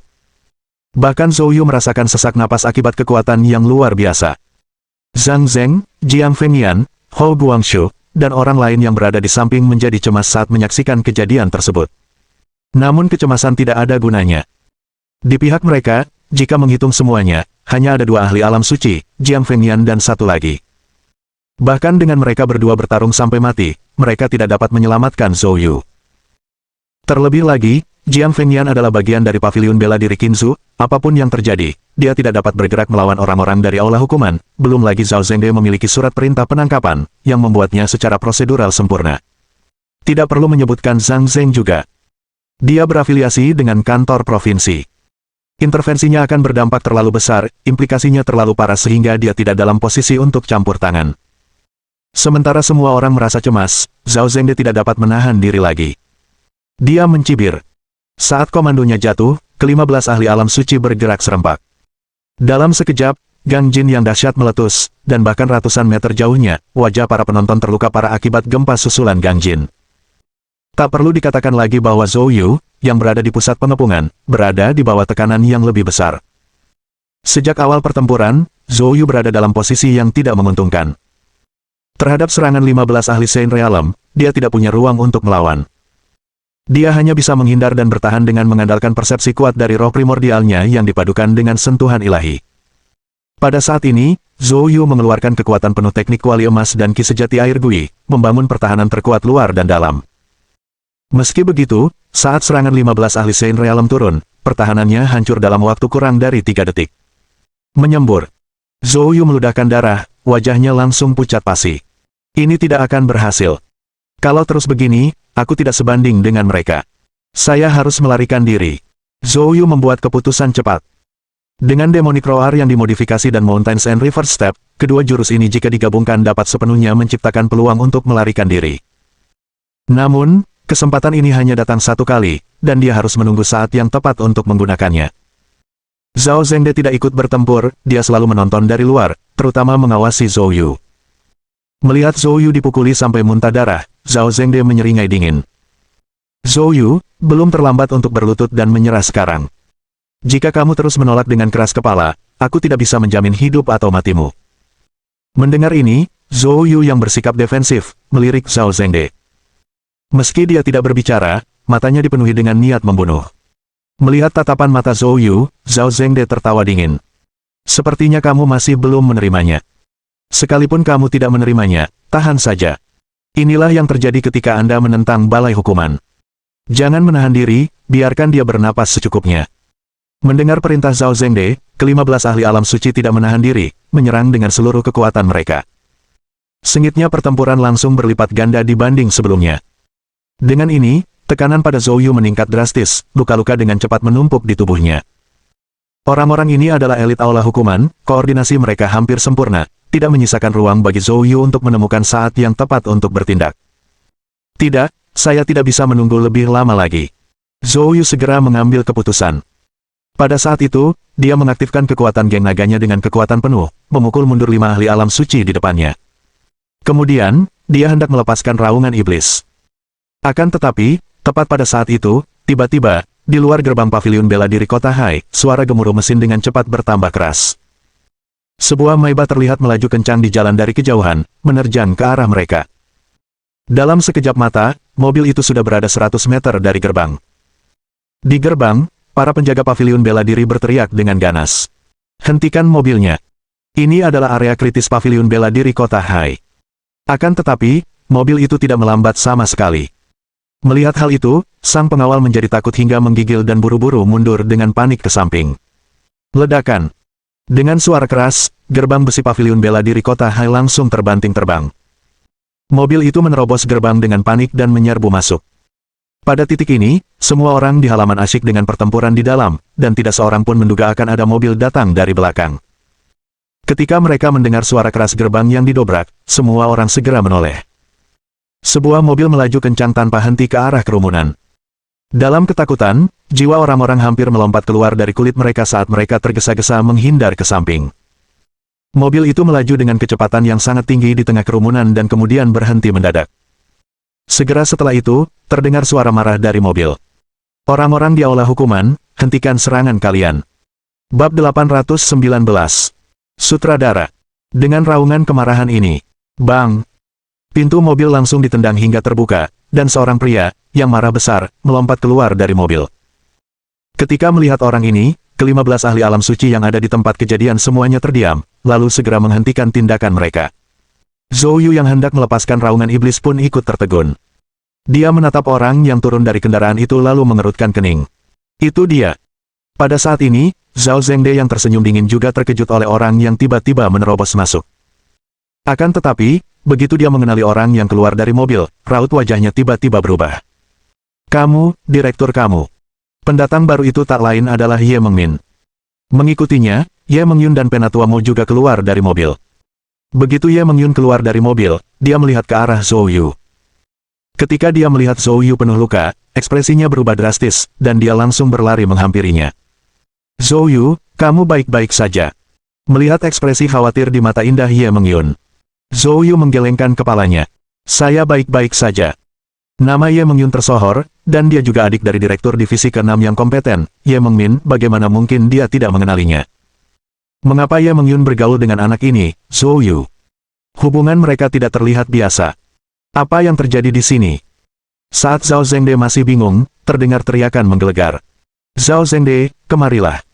Zhao Zhengde begitu ketakutan hingga hampir terkena serangan jantung.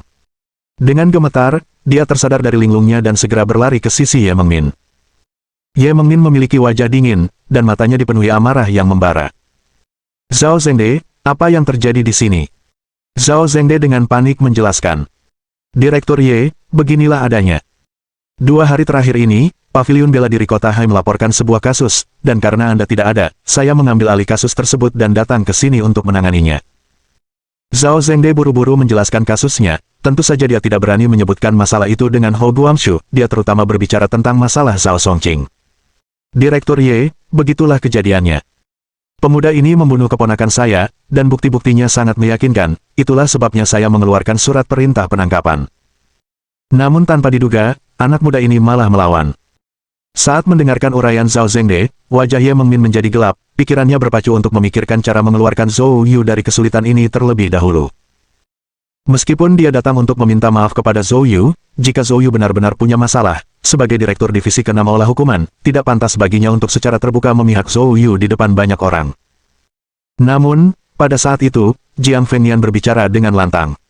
Direktur Ye, saya mengetahui kejadian Zhao Songqing. Kejadian itu terjadi di kota provinsi negara bagian Qin. Pavilion bela diri Qinzu melakukan penyelidikan dan menemukan bahwa Zhao Songqing adalah dalang dan bahkan berniat mencelakai teman dan keluarga Zhou Yu, sehingga Zhou Yu terpaksa membunuhnya. Petik 2. Mendengar ini, raut wajah Zhao Zhengde berubah, dan saat hendak menjelaskan, dia melihat kilatan dingin di mata Ye Mengmin. Tamparan. Ye Mengmin langsung menamparkan wajahnya. Dia telah memeras otaknya untuk mencari alasan, dan kata-kata Jiang Fengyan memberinya banyak alasan. Dia tidak menunjukkan belas kasihan dengan tamparannya. Terlebih lagi, kultivasi Ye Mengmin sudah lebih tinggi dari Zhao Zhengde. Dengan tamparan itu, Zhao Zhengde terpental. Zhao Zhengde menjerit di udara, terpental ke samping dan menghantam tanah dengan keras, sambil merintih kesakitan. Darah mengalir dari mulutnya, seteguk gigi hancur di tanah. Kemarahan Ye Mengmin yang tiba-tiba membuat semua orang bergidik ketakutan. Orang-orang menatap Ye Mengmin dengan wajah terkejut, tidak seorang pun menyangka bahwa Ye Mengmin tiba-tiba akan menamparkan Zhao Zhengde. Namun, Jiang Fengyan dengan memuaskan kembali ke posisinya. Bahkan, saat melihat Zhou Yu dikepung, dia sangat cemas, sampai-sampai dia menelepon Wei Wuya. Namun, begitu dia melihat Ye Mengyun muncul, dia langsung merasa rileks. Pada saat ini, Zhang Zheng dari jauh juga terkejut.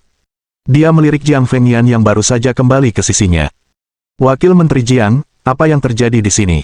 Bukankah Zhao Zhengde direkturnya? Jiang Fengyan mengangkat bahunya. Dia seorang rekanan. Ye Mengmin adalah direktur sebenarnya. Petik 2. Zhang Zheng segera mengerti. Pada saat ini, Ye Mengmin berteriak pada Zhao Zhengde, yang masih berteriak di tanah. Sekalipun Zhao Zhengde dipukuli dengan sangat menyedihkan, dia tidak berani menentang perintah Ye Mengmin. Bukan hanya karena Ye Mengmin adalah direktur divisi ke-6 yang sebenarnya. Yang lebih penting, Ye Mengmin mendapat dukungan dari keluarga Ye dari ibu kota.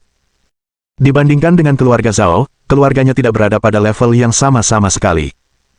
Zhao Zhengde menahan rasa sakit yang hebat dan merangkak dengan wajah tragis, datang ke sisi Ye Mengmin.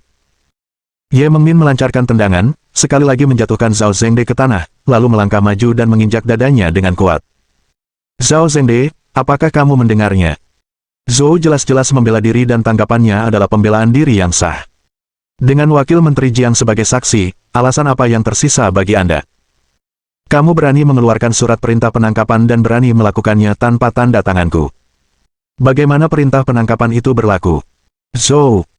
Meski dipukuli dengan sangat menyedihkan, Zhao Zhengde tercengang mendengar ucapan Ye Mengmin untuk Zhou Yu. Ye Mengmin, dengan status seperti itu, bahkan menyebut Zhou Yu sebagai tuan. Klakson. Zhao Zhengde merasakan jantungnya berdebar kencang saat itu. Dia menyadari bahwa dirinya telah menimbulkan masalah besar. Direktur Ye, saya minta maaf, saya. Zhao Zhengde segera menyerah. Jika Ye Mengmin benar-benar memiliki hubungan yang tidak biasa dengan Zhou Yu, maka terus melawan sama saja dengan bunuh diri. Setelah menghabiskan waktu bertahun-tahun di ibu kota dan dalam pasukan rumit seperti aula hukuman, Zhao Zhengde sangat jelas tentang hal ini. Melihat Zhao Zhengde memohon belas kasihan, Ye Mengmin berteriak dengan dingin. Jangan ngomong sembarangan di depanku. Pergi dan minta maaf pada Tuan. Bab 820 Hukuman. Wajah Zhao Zhengde berubah sangat jelek. Meminta maaf kepada Zhou Yu. Baginya, ini bahkan lebih sulit daripada kematian. Tetapi saat ini, dia tidak punya pilihan lain. Dia hanya bisa mematuhi kata-kata Ye Mengmin. Di bawah tatapan ribuan orang, Zhao Zhengde melangkah ke arah Zhou Yu, satu persatu. Setiap langkah seakan menguras seluruh tenaganya. Tentu saja, pada setiap langkahnya, dia juga dengan kuat menekan amarah di hatinya, berusaha sekuat tenaga menampilkan ekspresi penyesalan dan ketulusan. Ketika dia sampai di Zhou Yu, dengan suara gedebuk, dia berlutut. Maafkan saya, Tuan. Zhou, ini salahku. Gedebuk, gedebuk, gedebuk. Setelah berbicara, Zhao Zhengde bersujud 3 kali dengan keras. Melihat Zhao Zhengde berlutut di tanah, wajah Zhou Yu tanpa ekspresi, dia tidak berbicara. Dia sangat jelas bahwa Zhao Zhengde berlutut di sini murni karena Ye Mengmin. Sebenarnya dia sama sekali tidak ingin berurusan dengan Ye Mengmin ini. Dia pun tidak menginginkan bantuannya. Ye Mengyun yang berdiri di samping, saat melihat reaksi Zhou Yu, karena dia cerdik, segera mengerti apa yang dipikirkan Zhou Yu. Dia diam-diam menarik lengannya dan berbisik. Zhou Yu, jangan marah, kakakku benar-benar datang untuk meminta maaf. Dia benar-benar tahu dia salah, demi aku, tolong maafkan dia. Jumlah orang yang mau dimohon dengan rendah hati oleh Ye Mengyun sebenarnya sangat sedikit. Selain itu, dalam masalah ini, Ye Mengyun tampaknya juga menjadi korban. Dia juga telah menderita cukup banyak kemarahan. Mengingat hal ini, Zhou Yu tidak lagi memasang wajah tegas. Dia menatap Zhao Zhengde. Direktur Zhao, mengenai perintah penangkapan, apa rencana Anda? Zhao Zhengde buru-buru berkata, saya akan segera mencabutnya. Lalu bagaimana dengan Xiang Yinglong? Mendengar kata-kata itu, wajah Xiang Yinglong tiba-tiba berubah. Melihat situasi itu, dia menyadari bahwa saudara Ye dengan gigih melindungi Zhou Yu. Ini berarti masalah baginya. Dalam sepersekian detik, kilatan tajam terpancar di mata Xiang Yinglong, lalu dia tiba-tiba menoleh ke arah Yao Pingsheng di sampingnya. Yao Pingsheng, kamu menipu atasanmu dan merugikan rekan kerjamu. Sekarang sudah sampai pada titik ini, akui kejahatanmu sekarang juga. Petik 2. Tangan Xiang Yinglong bergerak secepat kilat dan langsung mencengkeram leher Yao Pingsheng. Wajah Yao Pingsheng berubah drastis. Dia tidak bodoh, dia langsung paham bahwa Xiang Yinglong mencoba menimpakan semua kesalahan padanya saja. Tentu saja dia tidak mau menerima kejatuhan itu dengan mudah dan segera berjuang sambil berteriak keras. Xiang Yinglong. Xiang Yinglong menyipitkan matanya dan dalam sekejap mengerahkan seluruh kekuatannya, Gang Jin yang menakutkan menyerbu langsung ke tubuh Yao Pingsheng. Karena masih berada di alam Sein awal, kekuatan Yao Pingsheng jauh dari sebanding dengan Xiang Yinglong. Ditambah lagi dengan penyergapan mendadak Xiang Yinglong, Yao Pingsheng hampir tidak memiliki kekuatan untuk melawan. Menyembur. Pupil mata Yao Pingsheng membesar hebat, dan urat-urat di sekujur tubuhnya menonjol. Gang Jin yang mengerikan langsung menghancurkan meridiannya. Hanya dalam waktu 2 detik, Yao Pingsheng meninggal di tempat. Pemandangan ini mengejutkan semua orang yang hadir. Xiang Yinglong menyeka darah dari wajahnya, lalu melepaskan tangannya. Tubuh Yao Pingsheng terjatuh tak berdaya ke tanah. Menjelang kematiannya, matanya terbelalak lebar, dipenuhi dengan keengganan dan kebencian.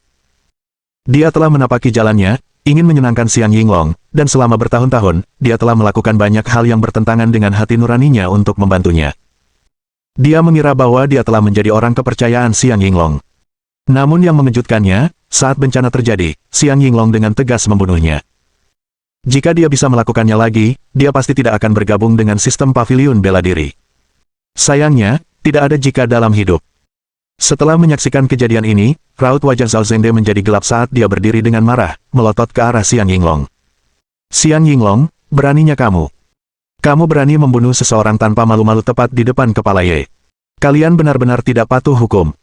Xiang Yinglong jatuh berlutut dengan suara gedebuk. Sambil menundukkan kepalanya, dia berkata, Kepala Ye, Kepala Zhao, saya, Xiang Yinglong, sebagai Menteri Paviliun Bela Diri Kota Hai, telah mempekerjakan orang jahat yang hampir menyebabkan insiden malang bagi Wakil Menteri Ho. Saya bersalah karena kurang bijaksana dalam menunjuk orang lain. Petik 2. Saya meminta hukuman dari Allah hukuman. Keputusan yang buruk dalam penunjukan. Ini adalah tuduhan yang ditetapkan Xiang Yinglong untuk dirinya sendiri. Dan itu adalah langkah yang cerdik dari pihaknya. Tadi, kalau saja Yao Pingsheng sampai keceplosan bicara, Xiang Yinglong pasti sudah tamat. Dia membunuh Yao Pingsheng secepat kilat, lalu menyalahkan semua itu pada buruknya penilaian dalam penunjukan, sehingga memperkecil tingkat keparahan kesalahannya. Yang lebih penting lagi, dengan kematian Yao Pingsheng, satu-satunya orang lain yang mengetahui tentang upaya pembunuhan terhadap Hou Guangxu telah tiada. Semua bukti terkait masalah ini sekarang tidak ada. Sekalipun Balai Hukuman berusaha mengganggunya, mereka tidak dapat memberikan hukuman berat tanpa bukti yang cukup.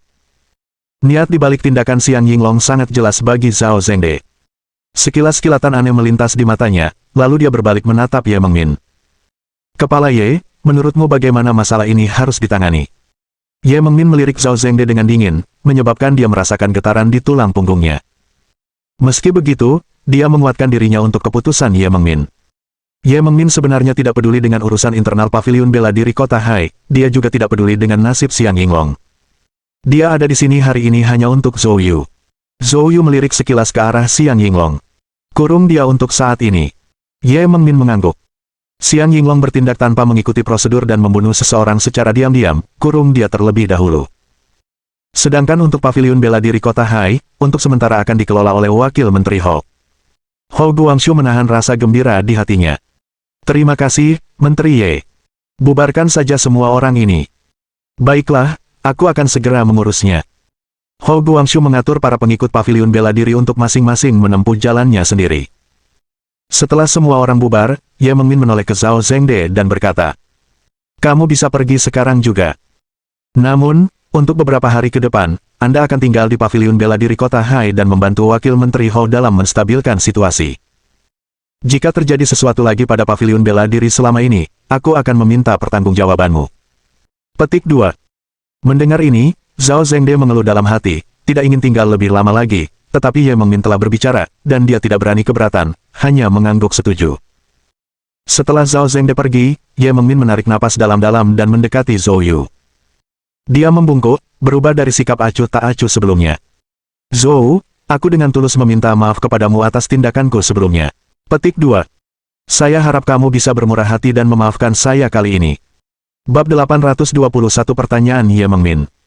Sikap Ye Mengmin yang begitu rendah hati sungguh mengejutkan Zhou Yu dalam hatinya. Dia mendesah dalam hati.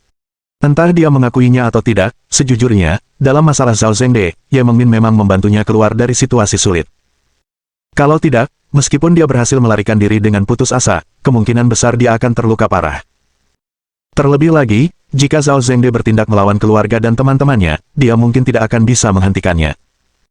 Dari sudut pandang ini, Zhou Yu benar-benar merasakan kekuatan otoritas kali ini. Ketika kekuatan individu belum mencapai level yang tak tertandingi, otoritas akan selalu jauh lebih hebat daripada kekuatan pribadi.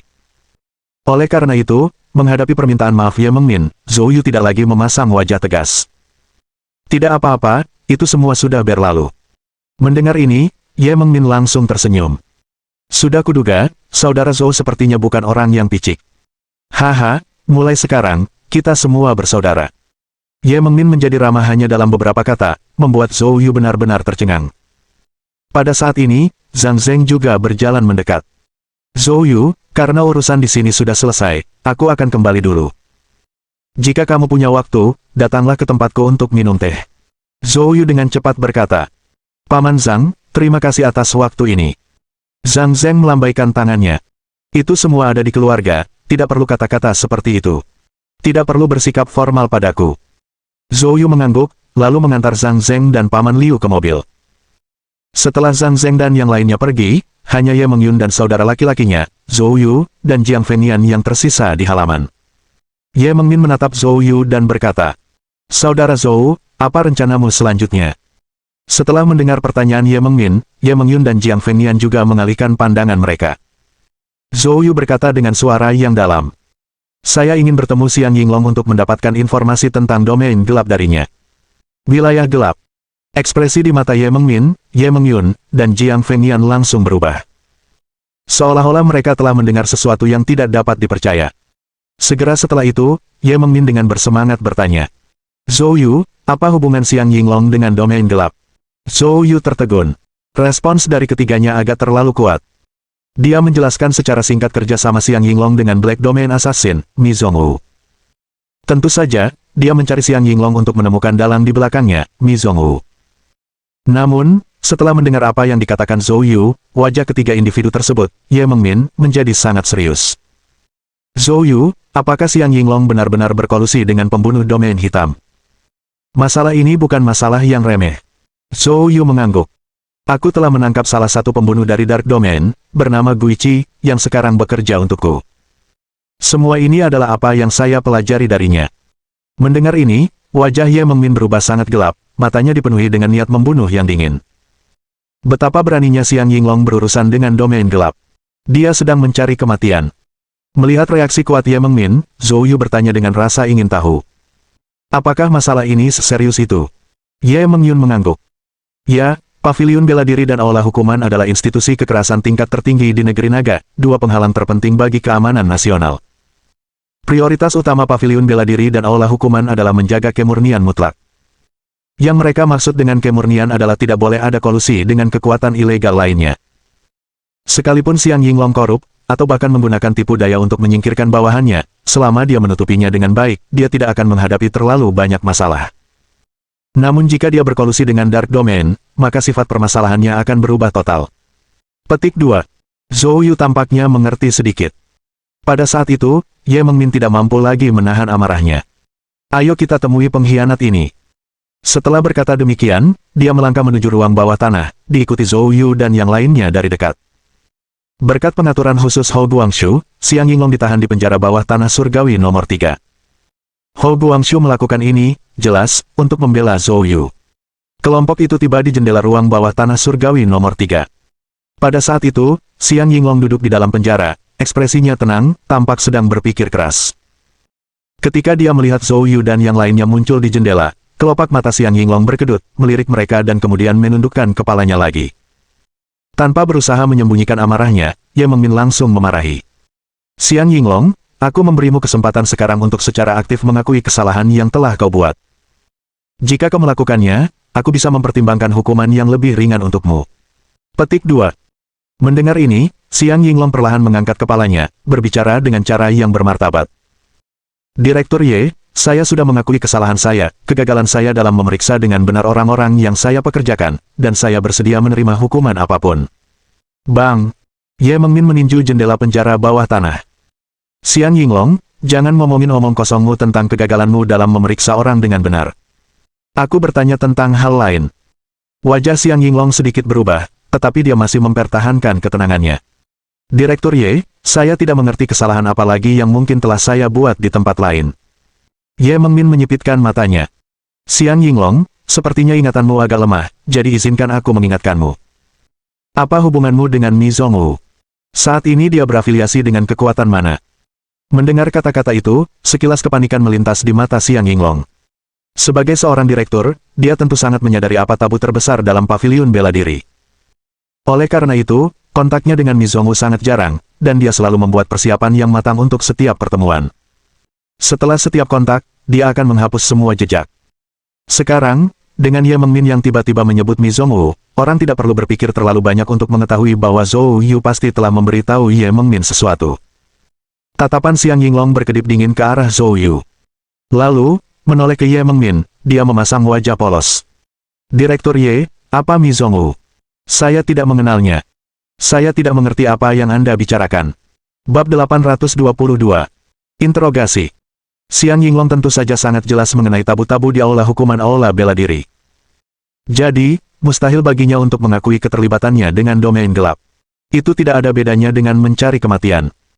Menghadapi Xiang Yinglong yang keras kepala dan tidak mau mengalah, amarah Ye Mengmin hampir keluar dari matanya, tetapi untuk saat ini, dia tidak punya solusi yang baik. Pada saat ini, Zhou Yu melangkah maju. Melalui jendela, dia memandang Xiang Yinglong. Xiang Yinglong, kamu harus sangat jelas tentang fungsi Skyno. 3 penjara bawah tanah. Petik 2. Awalnya, aku sudah bilang pada Yao Pingsheng bahwa aku akan mengizinkannya masuk untuk merasakannya dengan benar. Sekarang dia sudah meninggal, bagaimana kalau kamu mengalaminya untuknya? Mendengar ini, mata Xiang Yinglong dipenuhi amarah yang tertahan saat dia memelototi Zhou Yu. Zhou Yu, aku tidak tahu omong kosong apa yang telah kau katakan pada Ketua Ye.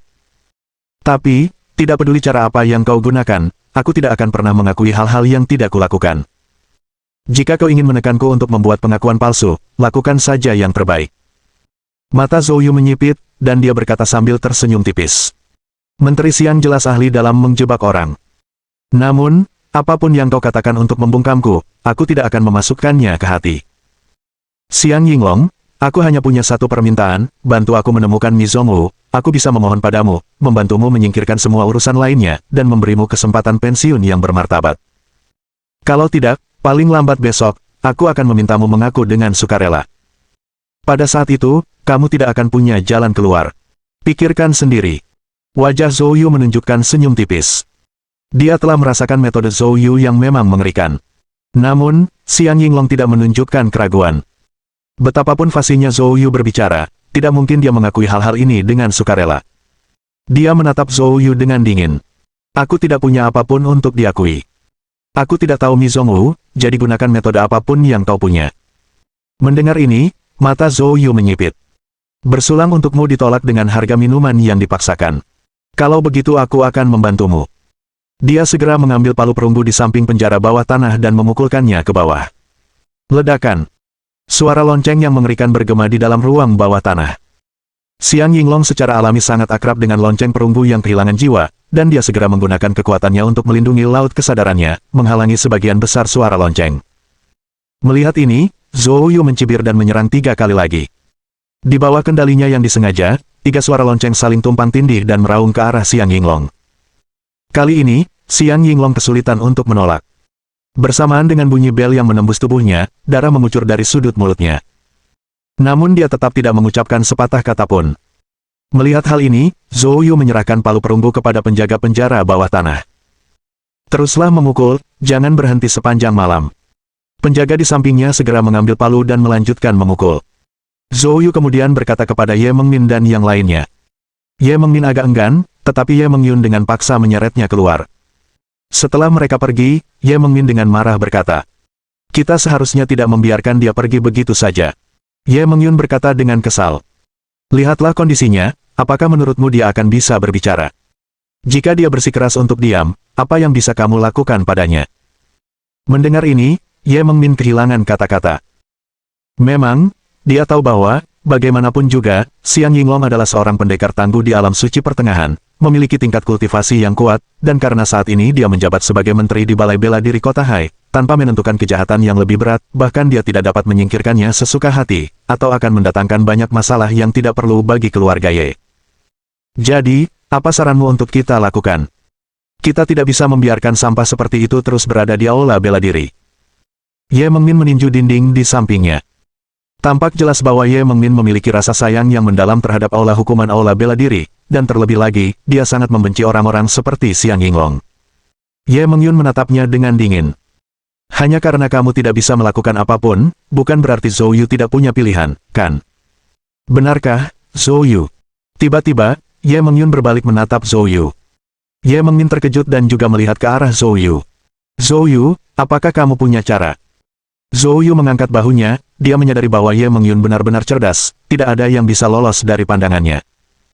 Aku bisa menggunakan teknik jarum kontrol untuk membuatnya mengakui semuanya sendiri. Namun, kultivasi Xiang Yinglong tidak biasa, teknik jarum kendali biasa tidak berguna baginya, jadi dia membutuhkan bantuan beberapa bahan obat khusus. Mendengar ini, Ye Mengmin segera menjadi bersemangat, menepuk dadanya dan berkata, "Itu bagus. Kalau begitu, katakan saja padaku bahan obat apa yang kau butuhkan, dan aku akan mengumpulkannya untukmu." Zhou Yu terkekeh. Dia tentu saja memiliki keyakinan besar pada kemampuan keluarga Ye.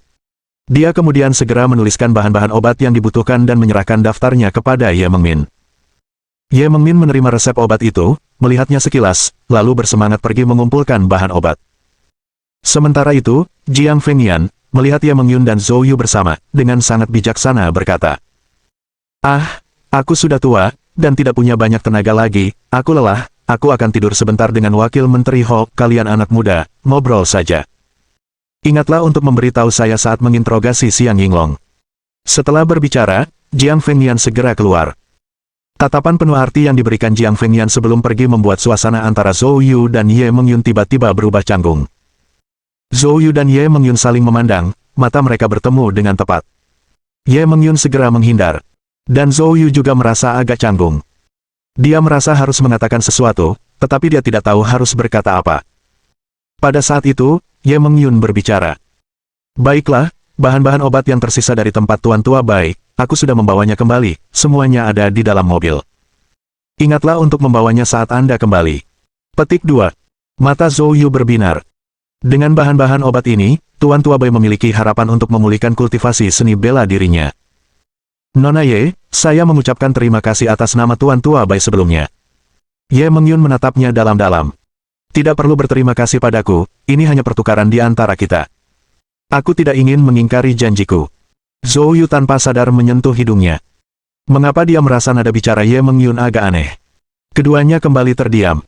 Sekitar 10 detik kemudian, tiba-tiba, keduanya berbicara pada saat yang sama. "Zhou Yu, Nona Ye." Zhou Yu tersenyum kecut. "Nona Ye, pergilah dulu." Ye Mengyun hanya mengucapkan satu kata sebelum dia berhenti, hatinya kacau. Kakeknya telah menyuruhnya untuk mendapatkan metode kultivasi teknik kuali emas dari Zhou Yu, tetapi setiap kali kata-kata itu keluar dari bibirnya, dia tidak bisa mengucapkannya. Dia sendiri bingung, mengapa setiap kali dia berhadapan dengan Zhou Yu, dia tampak menjadi orang yang berbeda. Dia hampir tidak dapat mengenali dirinya sendiri lagi. Pada akhirnya, Ye Mengyun masih tidak bisa mengatakannya. Zhou Yu agak bingung tetapi tidak terlalu memikirkannya. "Apakah kamu lapar? Bagaimana kalau aku mentraktirmu makan?" Kali ini, Ye Mengyun menanggapi dengan sangat cepat. Bab 823. Melarikan diri. Zhou Yu dan Ye Mengyun tiba di dekat markas besar Wuge di kota Hai, menemukan sebuah restoran kecil, duduk, dan memesan beberapa hidangan rumahan. Saat mereka makan dan berbincang, mereka dengan cepat menghilangkan kecanggungan, dan suasana pun menghangat. Ketika percakapan menjadi hidup, Ye Mengyun memesan beberapa minuman lagi. Setelah beberapa gelas, pipi Ye Mengyun berubah menjadi merah padam. Karena mereka berdua adalah seniman bela diri, jika mereka tidak ingin mabuk, mereka tinggal menstimulasi kekuatan mereka untuk melarutkan alkohol dengan mudah. Namun, Ye Mengyun memilih untuk tidak melakukannya. Melihat ini, Zhou Yu merasa sangat aneh. Tetapi saat ini, Ye Mengyun tampaknya ingin sengaja membuat dirinya mabuk. Nona Ye, itu. Mungkin kamu harus minum lebih sedikit. Petik 2. Zhou Yu ragu sejenak dan kemudian menyarankan. Ye Mengyun melambaikan tangannya. Kakek sangat ketat pada hari-hari biasa dan tidak mengizinkanku minum. Saya cukup senang hari ini, jadi saya akan minum sedikit lagi. Petik 2. Tidak masalah, kamu bisa mengantarku kembali ke hotel kalau aku mabuk.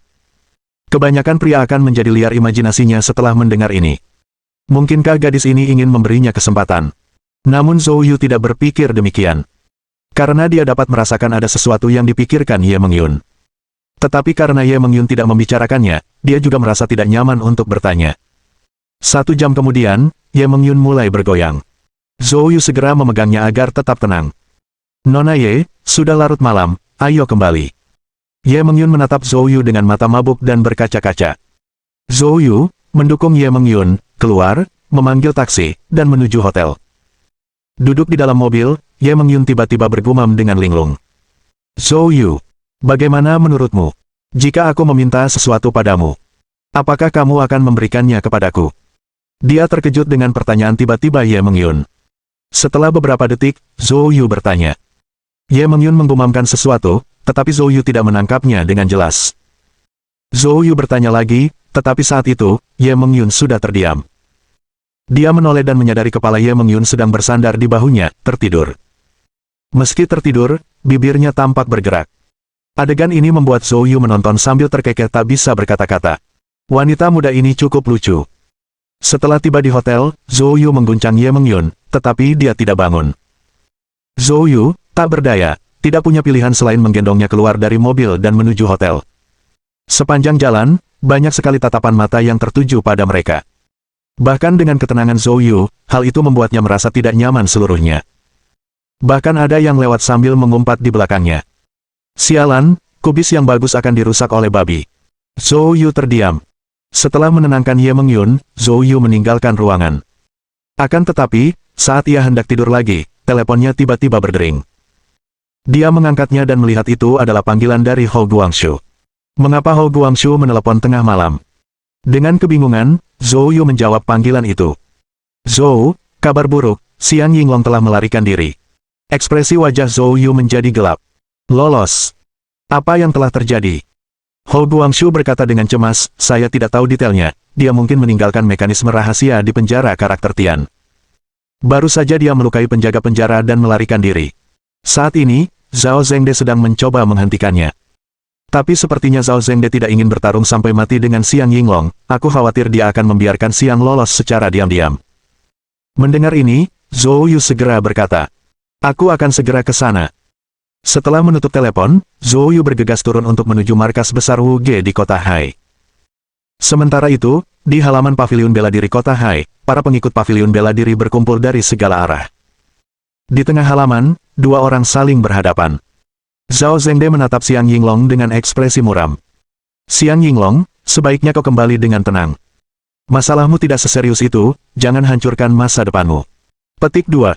Xiang Yinglong membalas dengan marah. Kepala Zhao, kita sudah saling kenal, apa gunanya kau menghentikanku? Kenapa tidak biarkan aku pergi? Aku pasti akan membalas budi baikmu di masa depan. Xiang Yinglong tidak berani tinggal di penjara lebih lama lagi. Saat Zhou Yu dan Ye Mengmin datang sebelumnya, sikap Ye Mengmin sudah memperjelas kebijakan toleransi nol keluarga Ye terhadap hubungannya dengan domain gelap.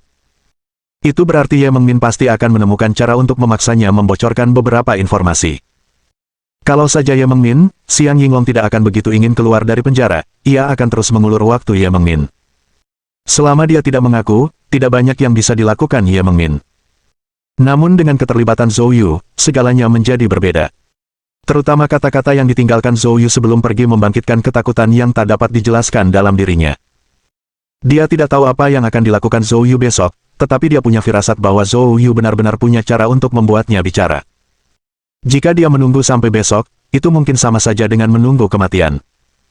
Oleh karena itu, Xiang Yinglong memanfaatkan rencana cadangan yang ditinggalkannya di penjara dan melarikan diri saat para penjaga tidak memperhatikan. Namun, ia terhalang oleh campur tangan Zhao Zhengde. Zhao Zhengde juga berada dalam posisi sulit. Sebenarnya, dia tidak ingin menghentikan Xiang Yinglong, tetapi Ye Mengmin secara khusus meninggalkannya di paviliun bela diri kota Hai untuk mengambil alih di sini. Jika Xiang Yinglong lolos, dialah yang akan mendapat masalah. Sambil memikirkan tindakan balasan, Zhao Zhengde menjawab, "Xiang Yinglong, berhenti bicara omong kosong. Denganku di sini, kamu tidak akan pergi hari ini." Mata Xiang Yinglong berkilat penuh kebencian. "Zhao Zhengde, jangan paksa aku." "Memaksamu?" Zhao Zhengde mendengus dingin, "Memangnya kenapa kalau aku memaksamu?" Xiang Yinglong mengepalkan tinjunya, tidak lagi membuang kata-kata, dia segera mengaktifkan kekuatannya dan menyerang Zhao Zhengde dengan amarah. Bab 824. Lepaskan airnya. Zhao Zhengde tidak ingin bergerak, tetapi di bawah pengawasan semua orang, dia tidak punya pilihan selain menanggapi tantangan tersebut. Keduanya langsung bentrok dalam pertempuran. Untuk melarikan diri dari paviliun bela diri, Xiang Yinglong mengerahkan seluruh kekuatannya sejak awal. Di sekitar Xiang Yinglong, kekuatan dahsyat mengalir keluar dengan kuat, dan setiap pukulannya tampaknya memiliki kekuatan Thunderbolt Might. Zhao Zhengde, karena pikirannya yang rumit, tidak menggunakan kekuatan penuhnya dan akibatnya, hanya setelah beberapa gerakan, Zhao Zhengde berada dalam posisi yang tidak menguntungkan dan benar-benar tertekan. Setelah beberapa ronde, Zhao Zhengde benar-benar terkena salah satu pukulan Xiang Yinglong di dada. Dalam sekejap, darah menetes dari sudut mulutnya. Hal ini membuat Zhao Zhengde marah. "Xiang Yinglong, kamu mencari kematian." Dengan teriakan yang geram, dia tidak menahan apapun, melepaskan kekuatan ledakan yang ditujukan ke Xiang Yinglong. Xiang Yinglong menangkis sambil menggeram dengan ganas. "Saya hanya ingin bertahan hidup. Siapapun yang menghalangi jalanku, akan kubunuh." Bang! Kekuatan tinju mereka bertabrakan dalam sekejap. Dalam sekejap, gelombang gangjin yang mengerikan menyebar. Banyak murid di sekitar tidak dapat menghindar tepat waktu, terkena gelombang ini, mereka meludahkan darah dan terhempas mundur. Melihat pemandangan ini, Hou Guangxu langsung berteriak. Semua murid di bawah alam bawaan agung, mundur lebih dari 500 meter. Di bawah organisasi Hou Guangxu, sekelompok murid tersebar. Sementara itu, Hou Guangxu terus menyaksikan pertarungan dari pinggir lapangan, kekuatannya beredar secara diam-diam, siap untuk campur tangan kapan saja. Meskipun kultivasinya satu alam lebih rendah dari Xiang Yinglong, dia telah bertekad untuk menghentikan Xiang Yinglong dengan cara apapun jika dia mencoba melarikan diri. Di medan perang, Zhao Zhengde dan Xiang Yinglong bertukar lebih dari 10 gerakan dalam sekejap mata. Setiap kali pukulan terjadi, daging bertemu daging, dan setelah lebih dari 10 kali pertukaran, keduanya mengalami tingkat cedera yang berbeda-beda. Alam kultivasi mereka serupa. Zhao Zhengde memiliki kekuatan yang lebih tinggi, tetapi jika sampai pada pertarungan hidup dan mati, nasib mereka pasti akan melibatkan satu orang yang mati dan yang lainnya terluka. Luka-luka itu juga mendinginkan amarah Zhao Zhengde sekali lagi. Dia mengerahkan seluruh tenaganya ke dalam sebuah pukulan dan mengarahkannya ke Xiang Yinglong. Namun saat tinjunya mendekati Xiang Yinglong, Zhao Zhengde sedikit mengalihkannya, menyebabkan kekuatan tinju itu menyerempet Xiang Yinglong dan mendarat di belakangnya. Pada saat secepat kilat itu, Zhao Zhengde berbisik. "Xiang Yinglong, jangan paksa aku, kalau kita terus bertengkar seperti ini, kita berdua akan terluka parah. Aku ingin melepaskanmu, tapi Ye Mengmin secara khusus memerintahkanku untuk mengawasi paviliun bela diri, kau seharusnya mengerti maksudnya. Saya juga merasa ini sulit." Mendengar ini, ekspresi Xiang Yinglong menjadi gelap, dan dia sengaja menggeser kekuatannya sedikit. Keduanya diam-diam mulai bertarung dengan tingkat kekerasan yang lebih rendah. "Wakil Direktur Zhao, saya telah dianiaya. Zhou Yu sengaja menjebakku, sehingga dia mencemarkan nama baikku." Jelas, Ye Mengmin bersekongkol dengan Zhou Yu, mereka ingin membunuhku, aku tidak punya pilihan selain melindungi diriku sendiri. Xiang Yinglong tampak marah. Zhao Zhengde tidak tahu apa yang sebenarnya ditakutkan Xiang Yinglong. Memanfaatkan momen bentrokan itu, Zhao Zhengde menggertakkan giginya. "Aku akan memberimu kesempatan. Anggap saja ini sebuah bantuan, tapi kamu hanya punya satu kesempatan. Apakah Anda bisa lolos atau tidak tergantung pada keberuntungan Anda." Petik 2. Mendengar ini, Xiang Yinglong segera berkata, "Wakil Direktur Zhao, terima kasih. Aku pasti akan membalas kebaikan ini. Keduanya saling bertukar pukulan simbolis dan kemudian segera berpisah. Setelah mereka berpisah, Zhao Zhengde tampak sangat marah dan berteriak keras.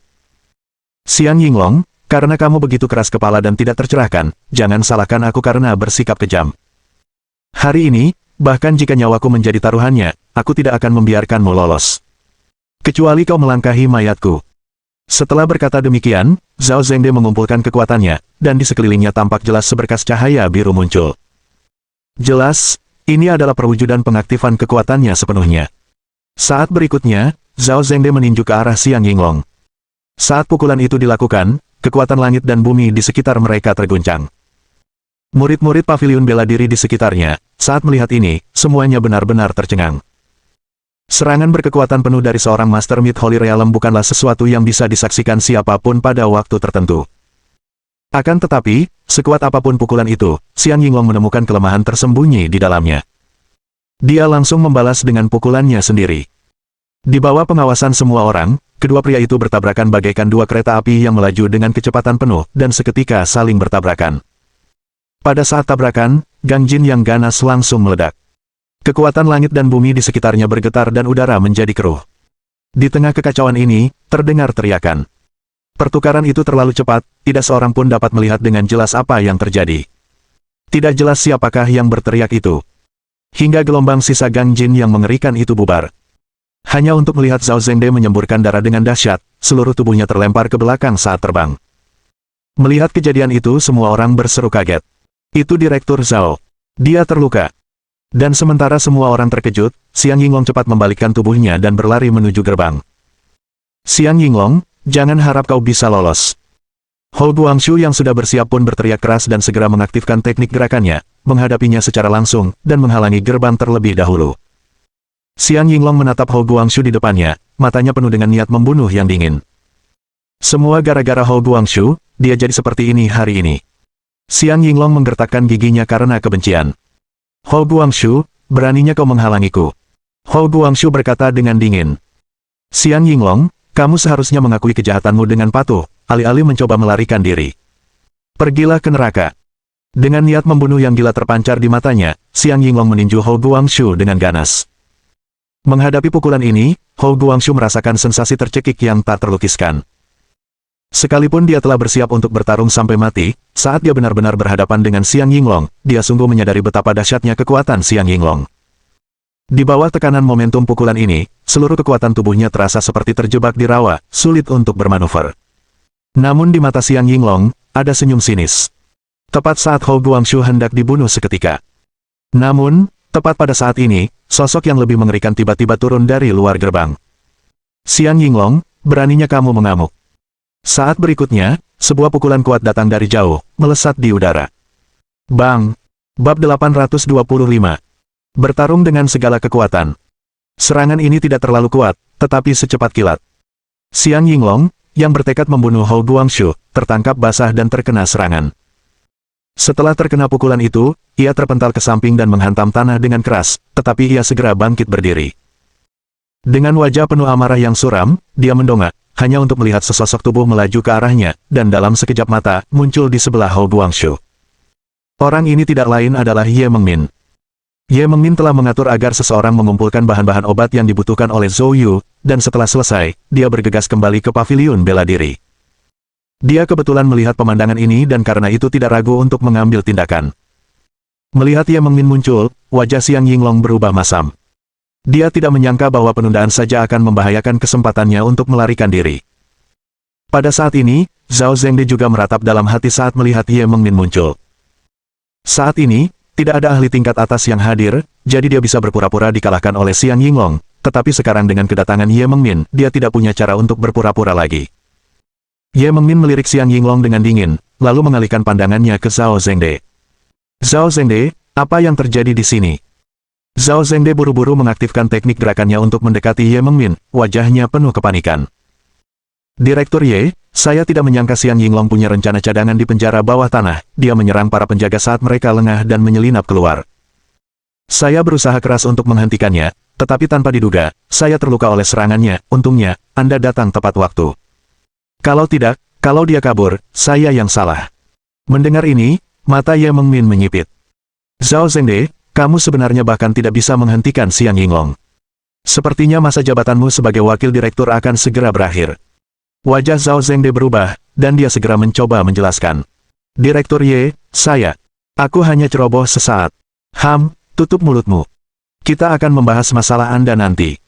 Ye Mengmin mendengus dingin lalu menatap ke arah Xiang Yinglong. Xiang Yinglong, bukankah kamu bilang kamu hanya membuat kesalahan karena kurang bijaksana dalam memilih orang? Lalu mengapa kamu begitu bersemangat untuk keluar dari penjara? Sekarang, Xiang Yinglong sangat yakin bahwa Ye Mengmin kemungkinan besar tidak akan membiarkannya lolos. Dia tidak mau lagi berpura-pura. Dia menjawab dengan marah. Ye Mengmin, sebagai direktur balai hukuman, kau memilih untuk mempercayai kebohongan bocah Zhou Yu itu dan ingin memberiku pukulan mematikan. Apakah kau pikir aku akan duduk saja di sini dan menunggu kematian? Biar ku katakan padamu, Ye Mengmin, sebaiknya kau minggir diam-diam, kalau tidak, hari ini akan menjadi akhirmu. Mendengar ini, Ye Mengmin yang sombong dan angkuh langsung menunjukkan ekspresi mengejek. Xiang Yinglong, kau seperti anjing yang terpojok dan menjadi gila, apa kau sudah memukul kepalamu sendiri? Hanya denganmu. Xiang Yinglong tidak mengatakan sepatah kata pun, langsung menyalurkan seluruh kekuatannya, sosoknya berubah menjadi bayangan dan dia melayangkan pukulan ke arah Ye Mengmin. Menghadapi pukulan ini, mulut Ye Mengmin penuh dengan ejekan. Saat serangan Xiang Yinglong mendekat, Ye Mengmin tiba-tiba melepaskan tendangan samping. Gang Jin yang tangguh berubah menjadi bentuk pedang bulan sabit, melesat maju dengan dahsyat. Pada saat itu, udara itu sendiri seakan langsung terkoyak. Ledakan. Suara dentuman yang teredam. Tubuh Xiang Yinglong terlempar kembali dengan kecepatan yang bahkan lebih cepat daripada saat ia tiba, menghantam tanah dengan keras, dan menimbulkan retakan yang tak terhitung jumlahnya di permukaan keras itu. Saat Xiang Yinglong menyentuh tanah, dia terbalik dan bangkit dari tanah. Namun, sesaat kemudian, tubuhnya gemetar dan dia setengah berlutut di tanah. Aliran darah segar menyembur dari mulutnya. Melihat pemandangan ini, pupil mata Zhao Zhengde menyusut tajam. Dia tahu Ye Mengmin sangat kuat, tetapi dia tidak menyangka dia akan sekuat ini. Keduanya berada di Mid Holy Realm, namun Ye Mengmin mampu melukai Xiang Yinglong hanya dengan satu serangan. Jelas, kekuatannya setidaknya 30% lebih kuat dari Xiang Yinglong. Dari percakapan singkat antara keduanya, Zhao Zhengde menyadari bahwa hari ini, Xiang Yinglong sedang dalam kesulitan besar, mustahil baginya untuk melarikan diri. Dan Xiang Yinglong sendiri juga menunjukkan ekspresi terkejut dan marah. Dia selalu percaya bahwa Ye Mengmin telah mencapai langkah ini hari ini hanya dengan mengandalkan dukungan keluarga Ye.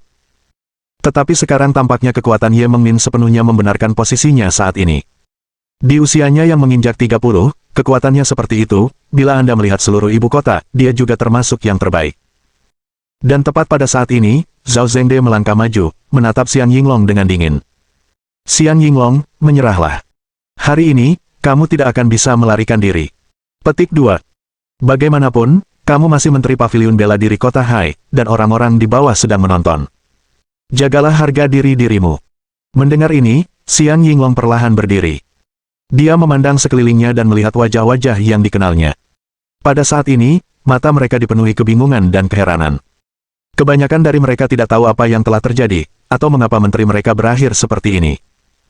Untuk sesaat, Xiang Yinglong merasakan sedikit penyesalan, tetapi segera digantikan oleh rasa dingin dan kepahitan.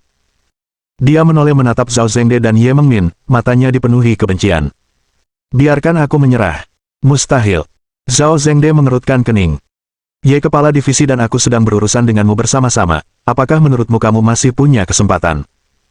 Xiang Yinglong menempelkan tangannya di dadanya, lalu mencabut liontinnya. Setelah itu, dia menggenggam erat liontin itu, disertai suara samar-samar seperti pecah. Liontin itu berubah menjadi bubuk, menampakkan pil obat berwarna hitam merah di dalamnya. Melihat obat pil ini, ekspresi Zhao Zhengde dan Ye Mengmin berubah secara bersamaan.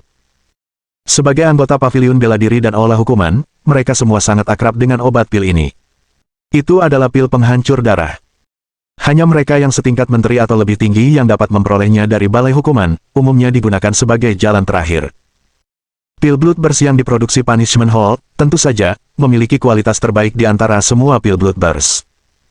Tentu saja dampaknya mencengangkan, begitu pula efek sampingnya yang mengerikan. Zhao Zhengde berteriak dengan marah. Xiang Yinglong, apa yang sedang kamu coba lakukan? Jangan gegabah. Mata Xiang Yinglong dipenuhi kegilaan.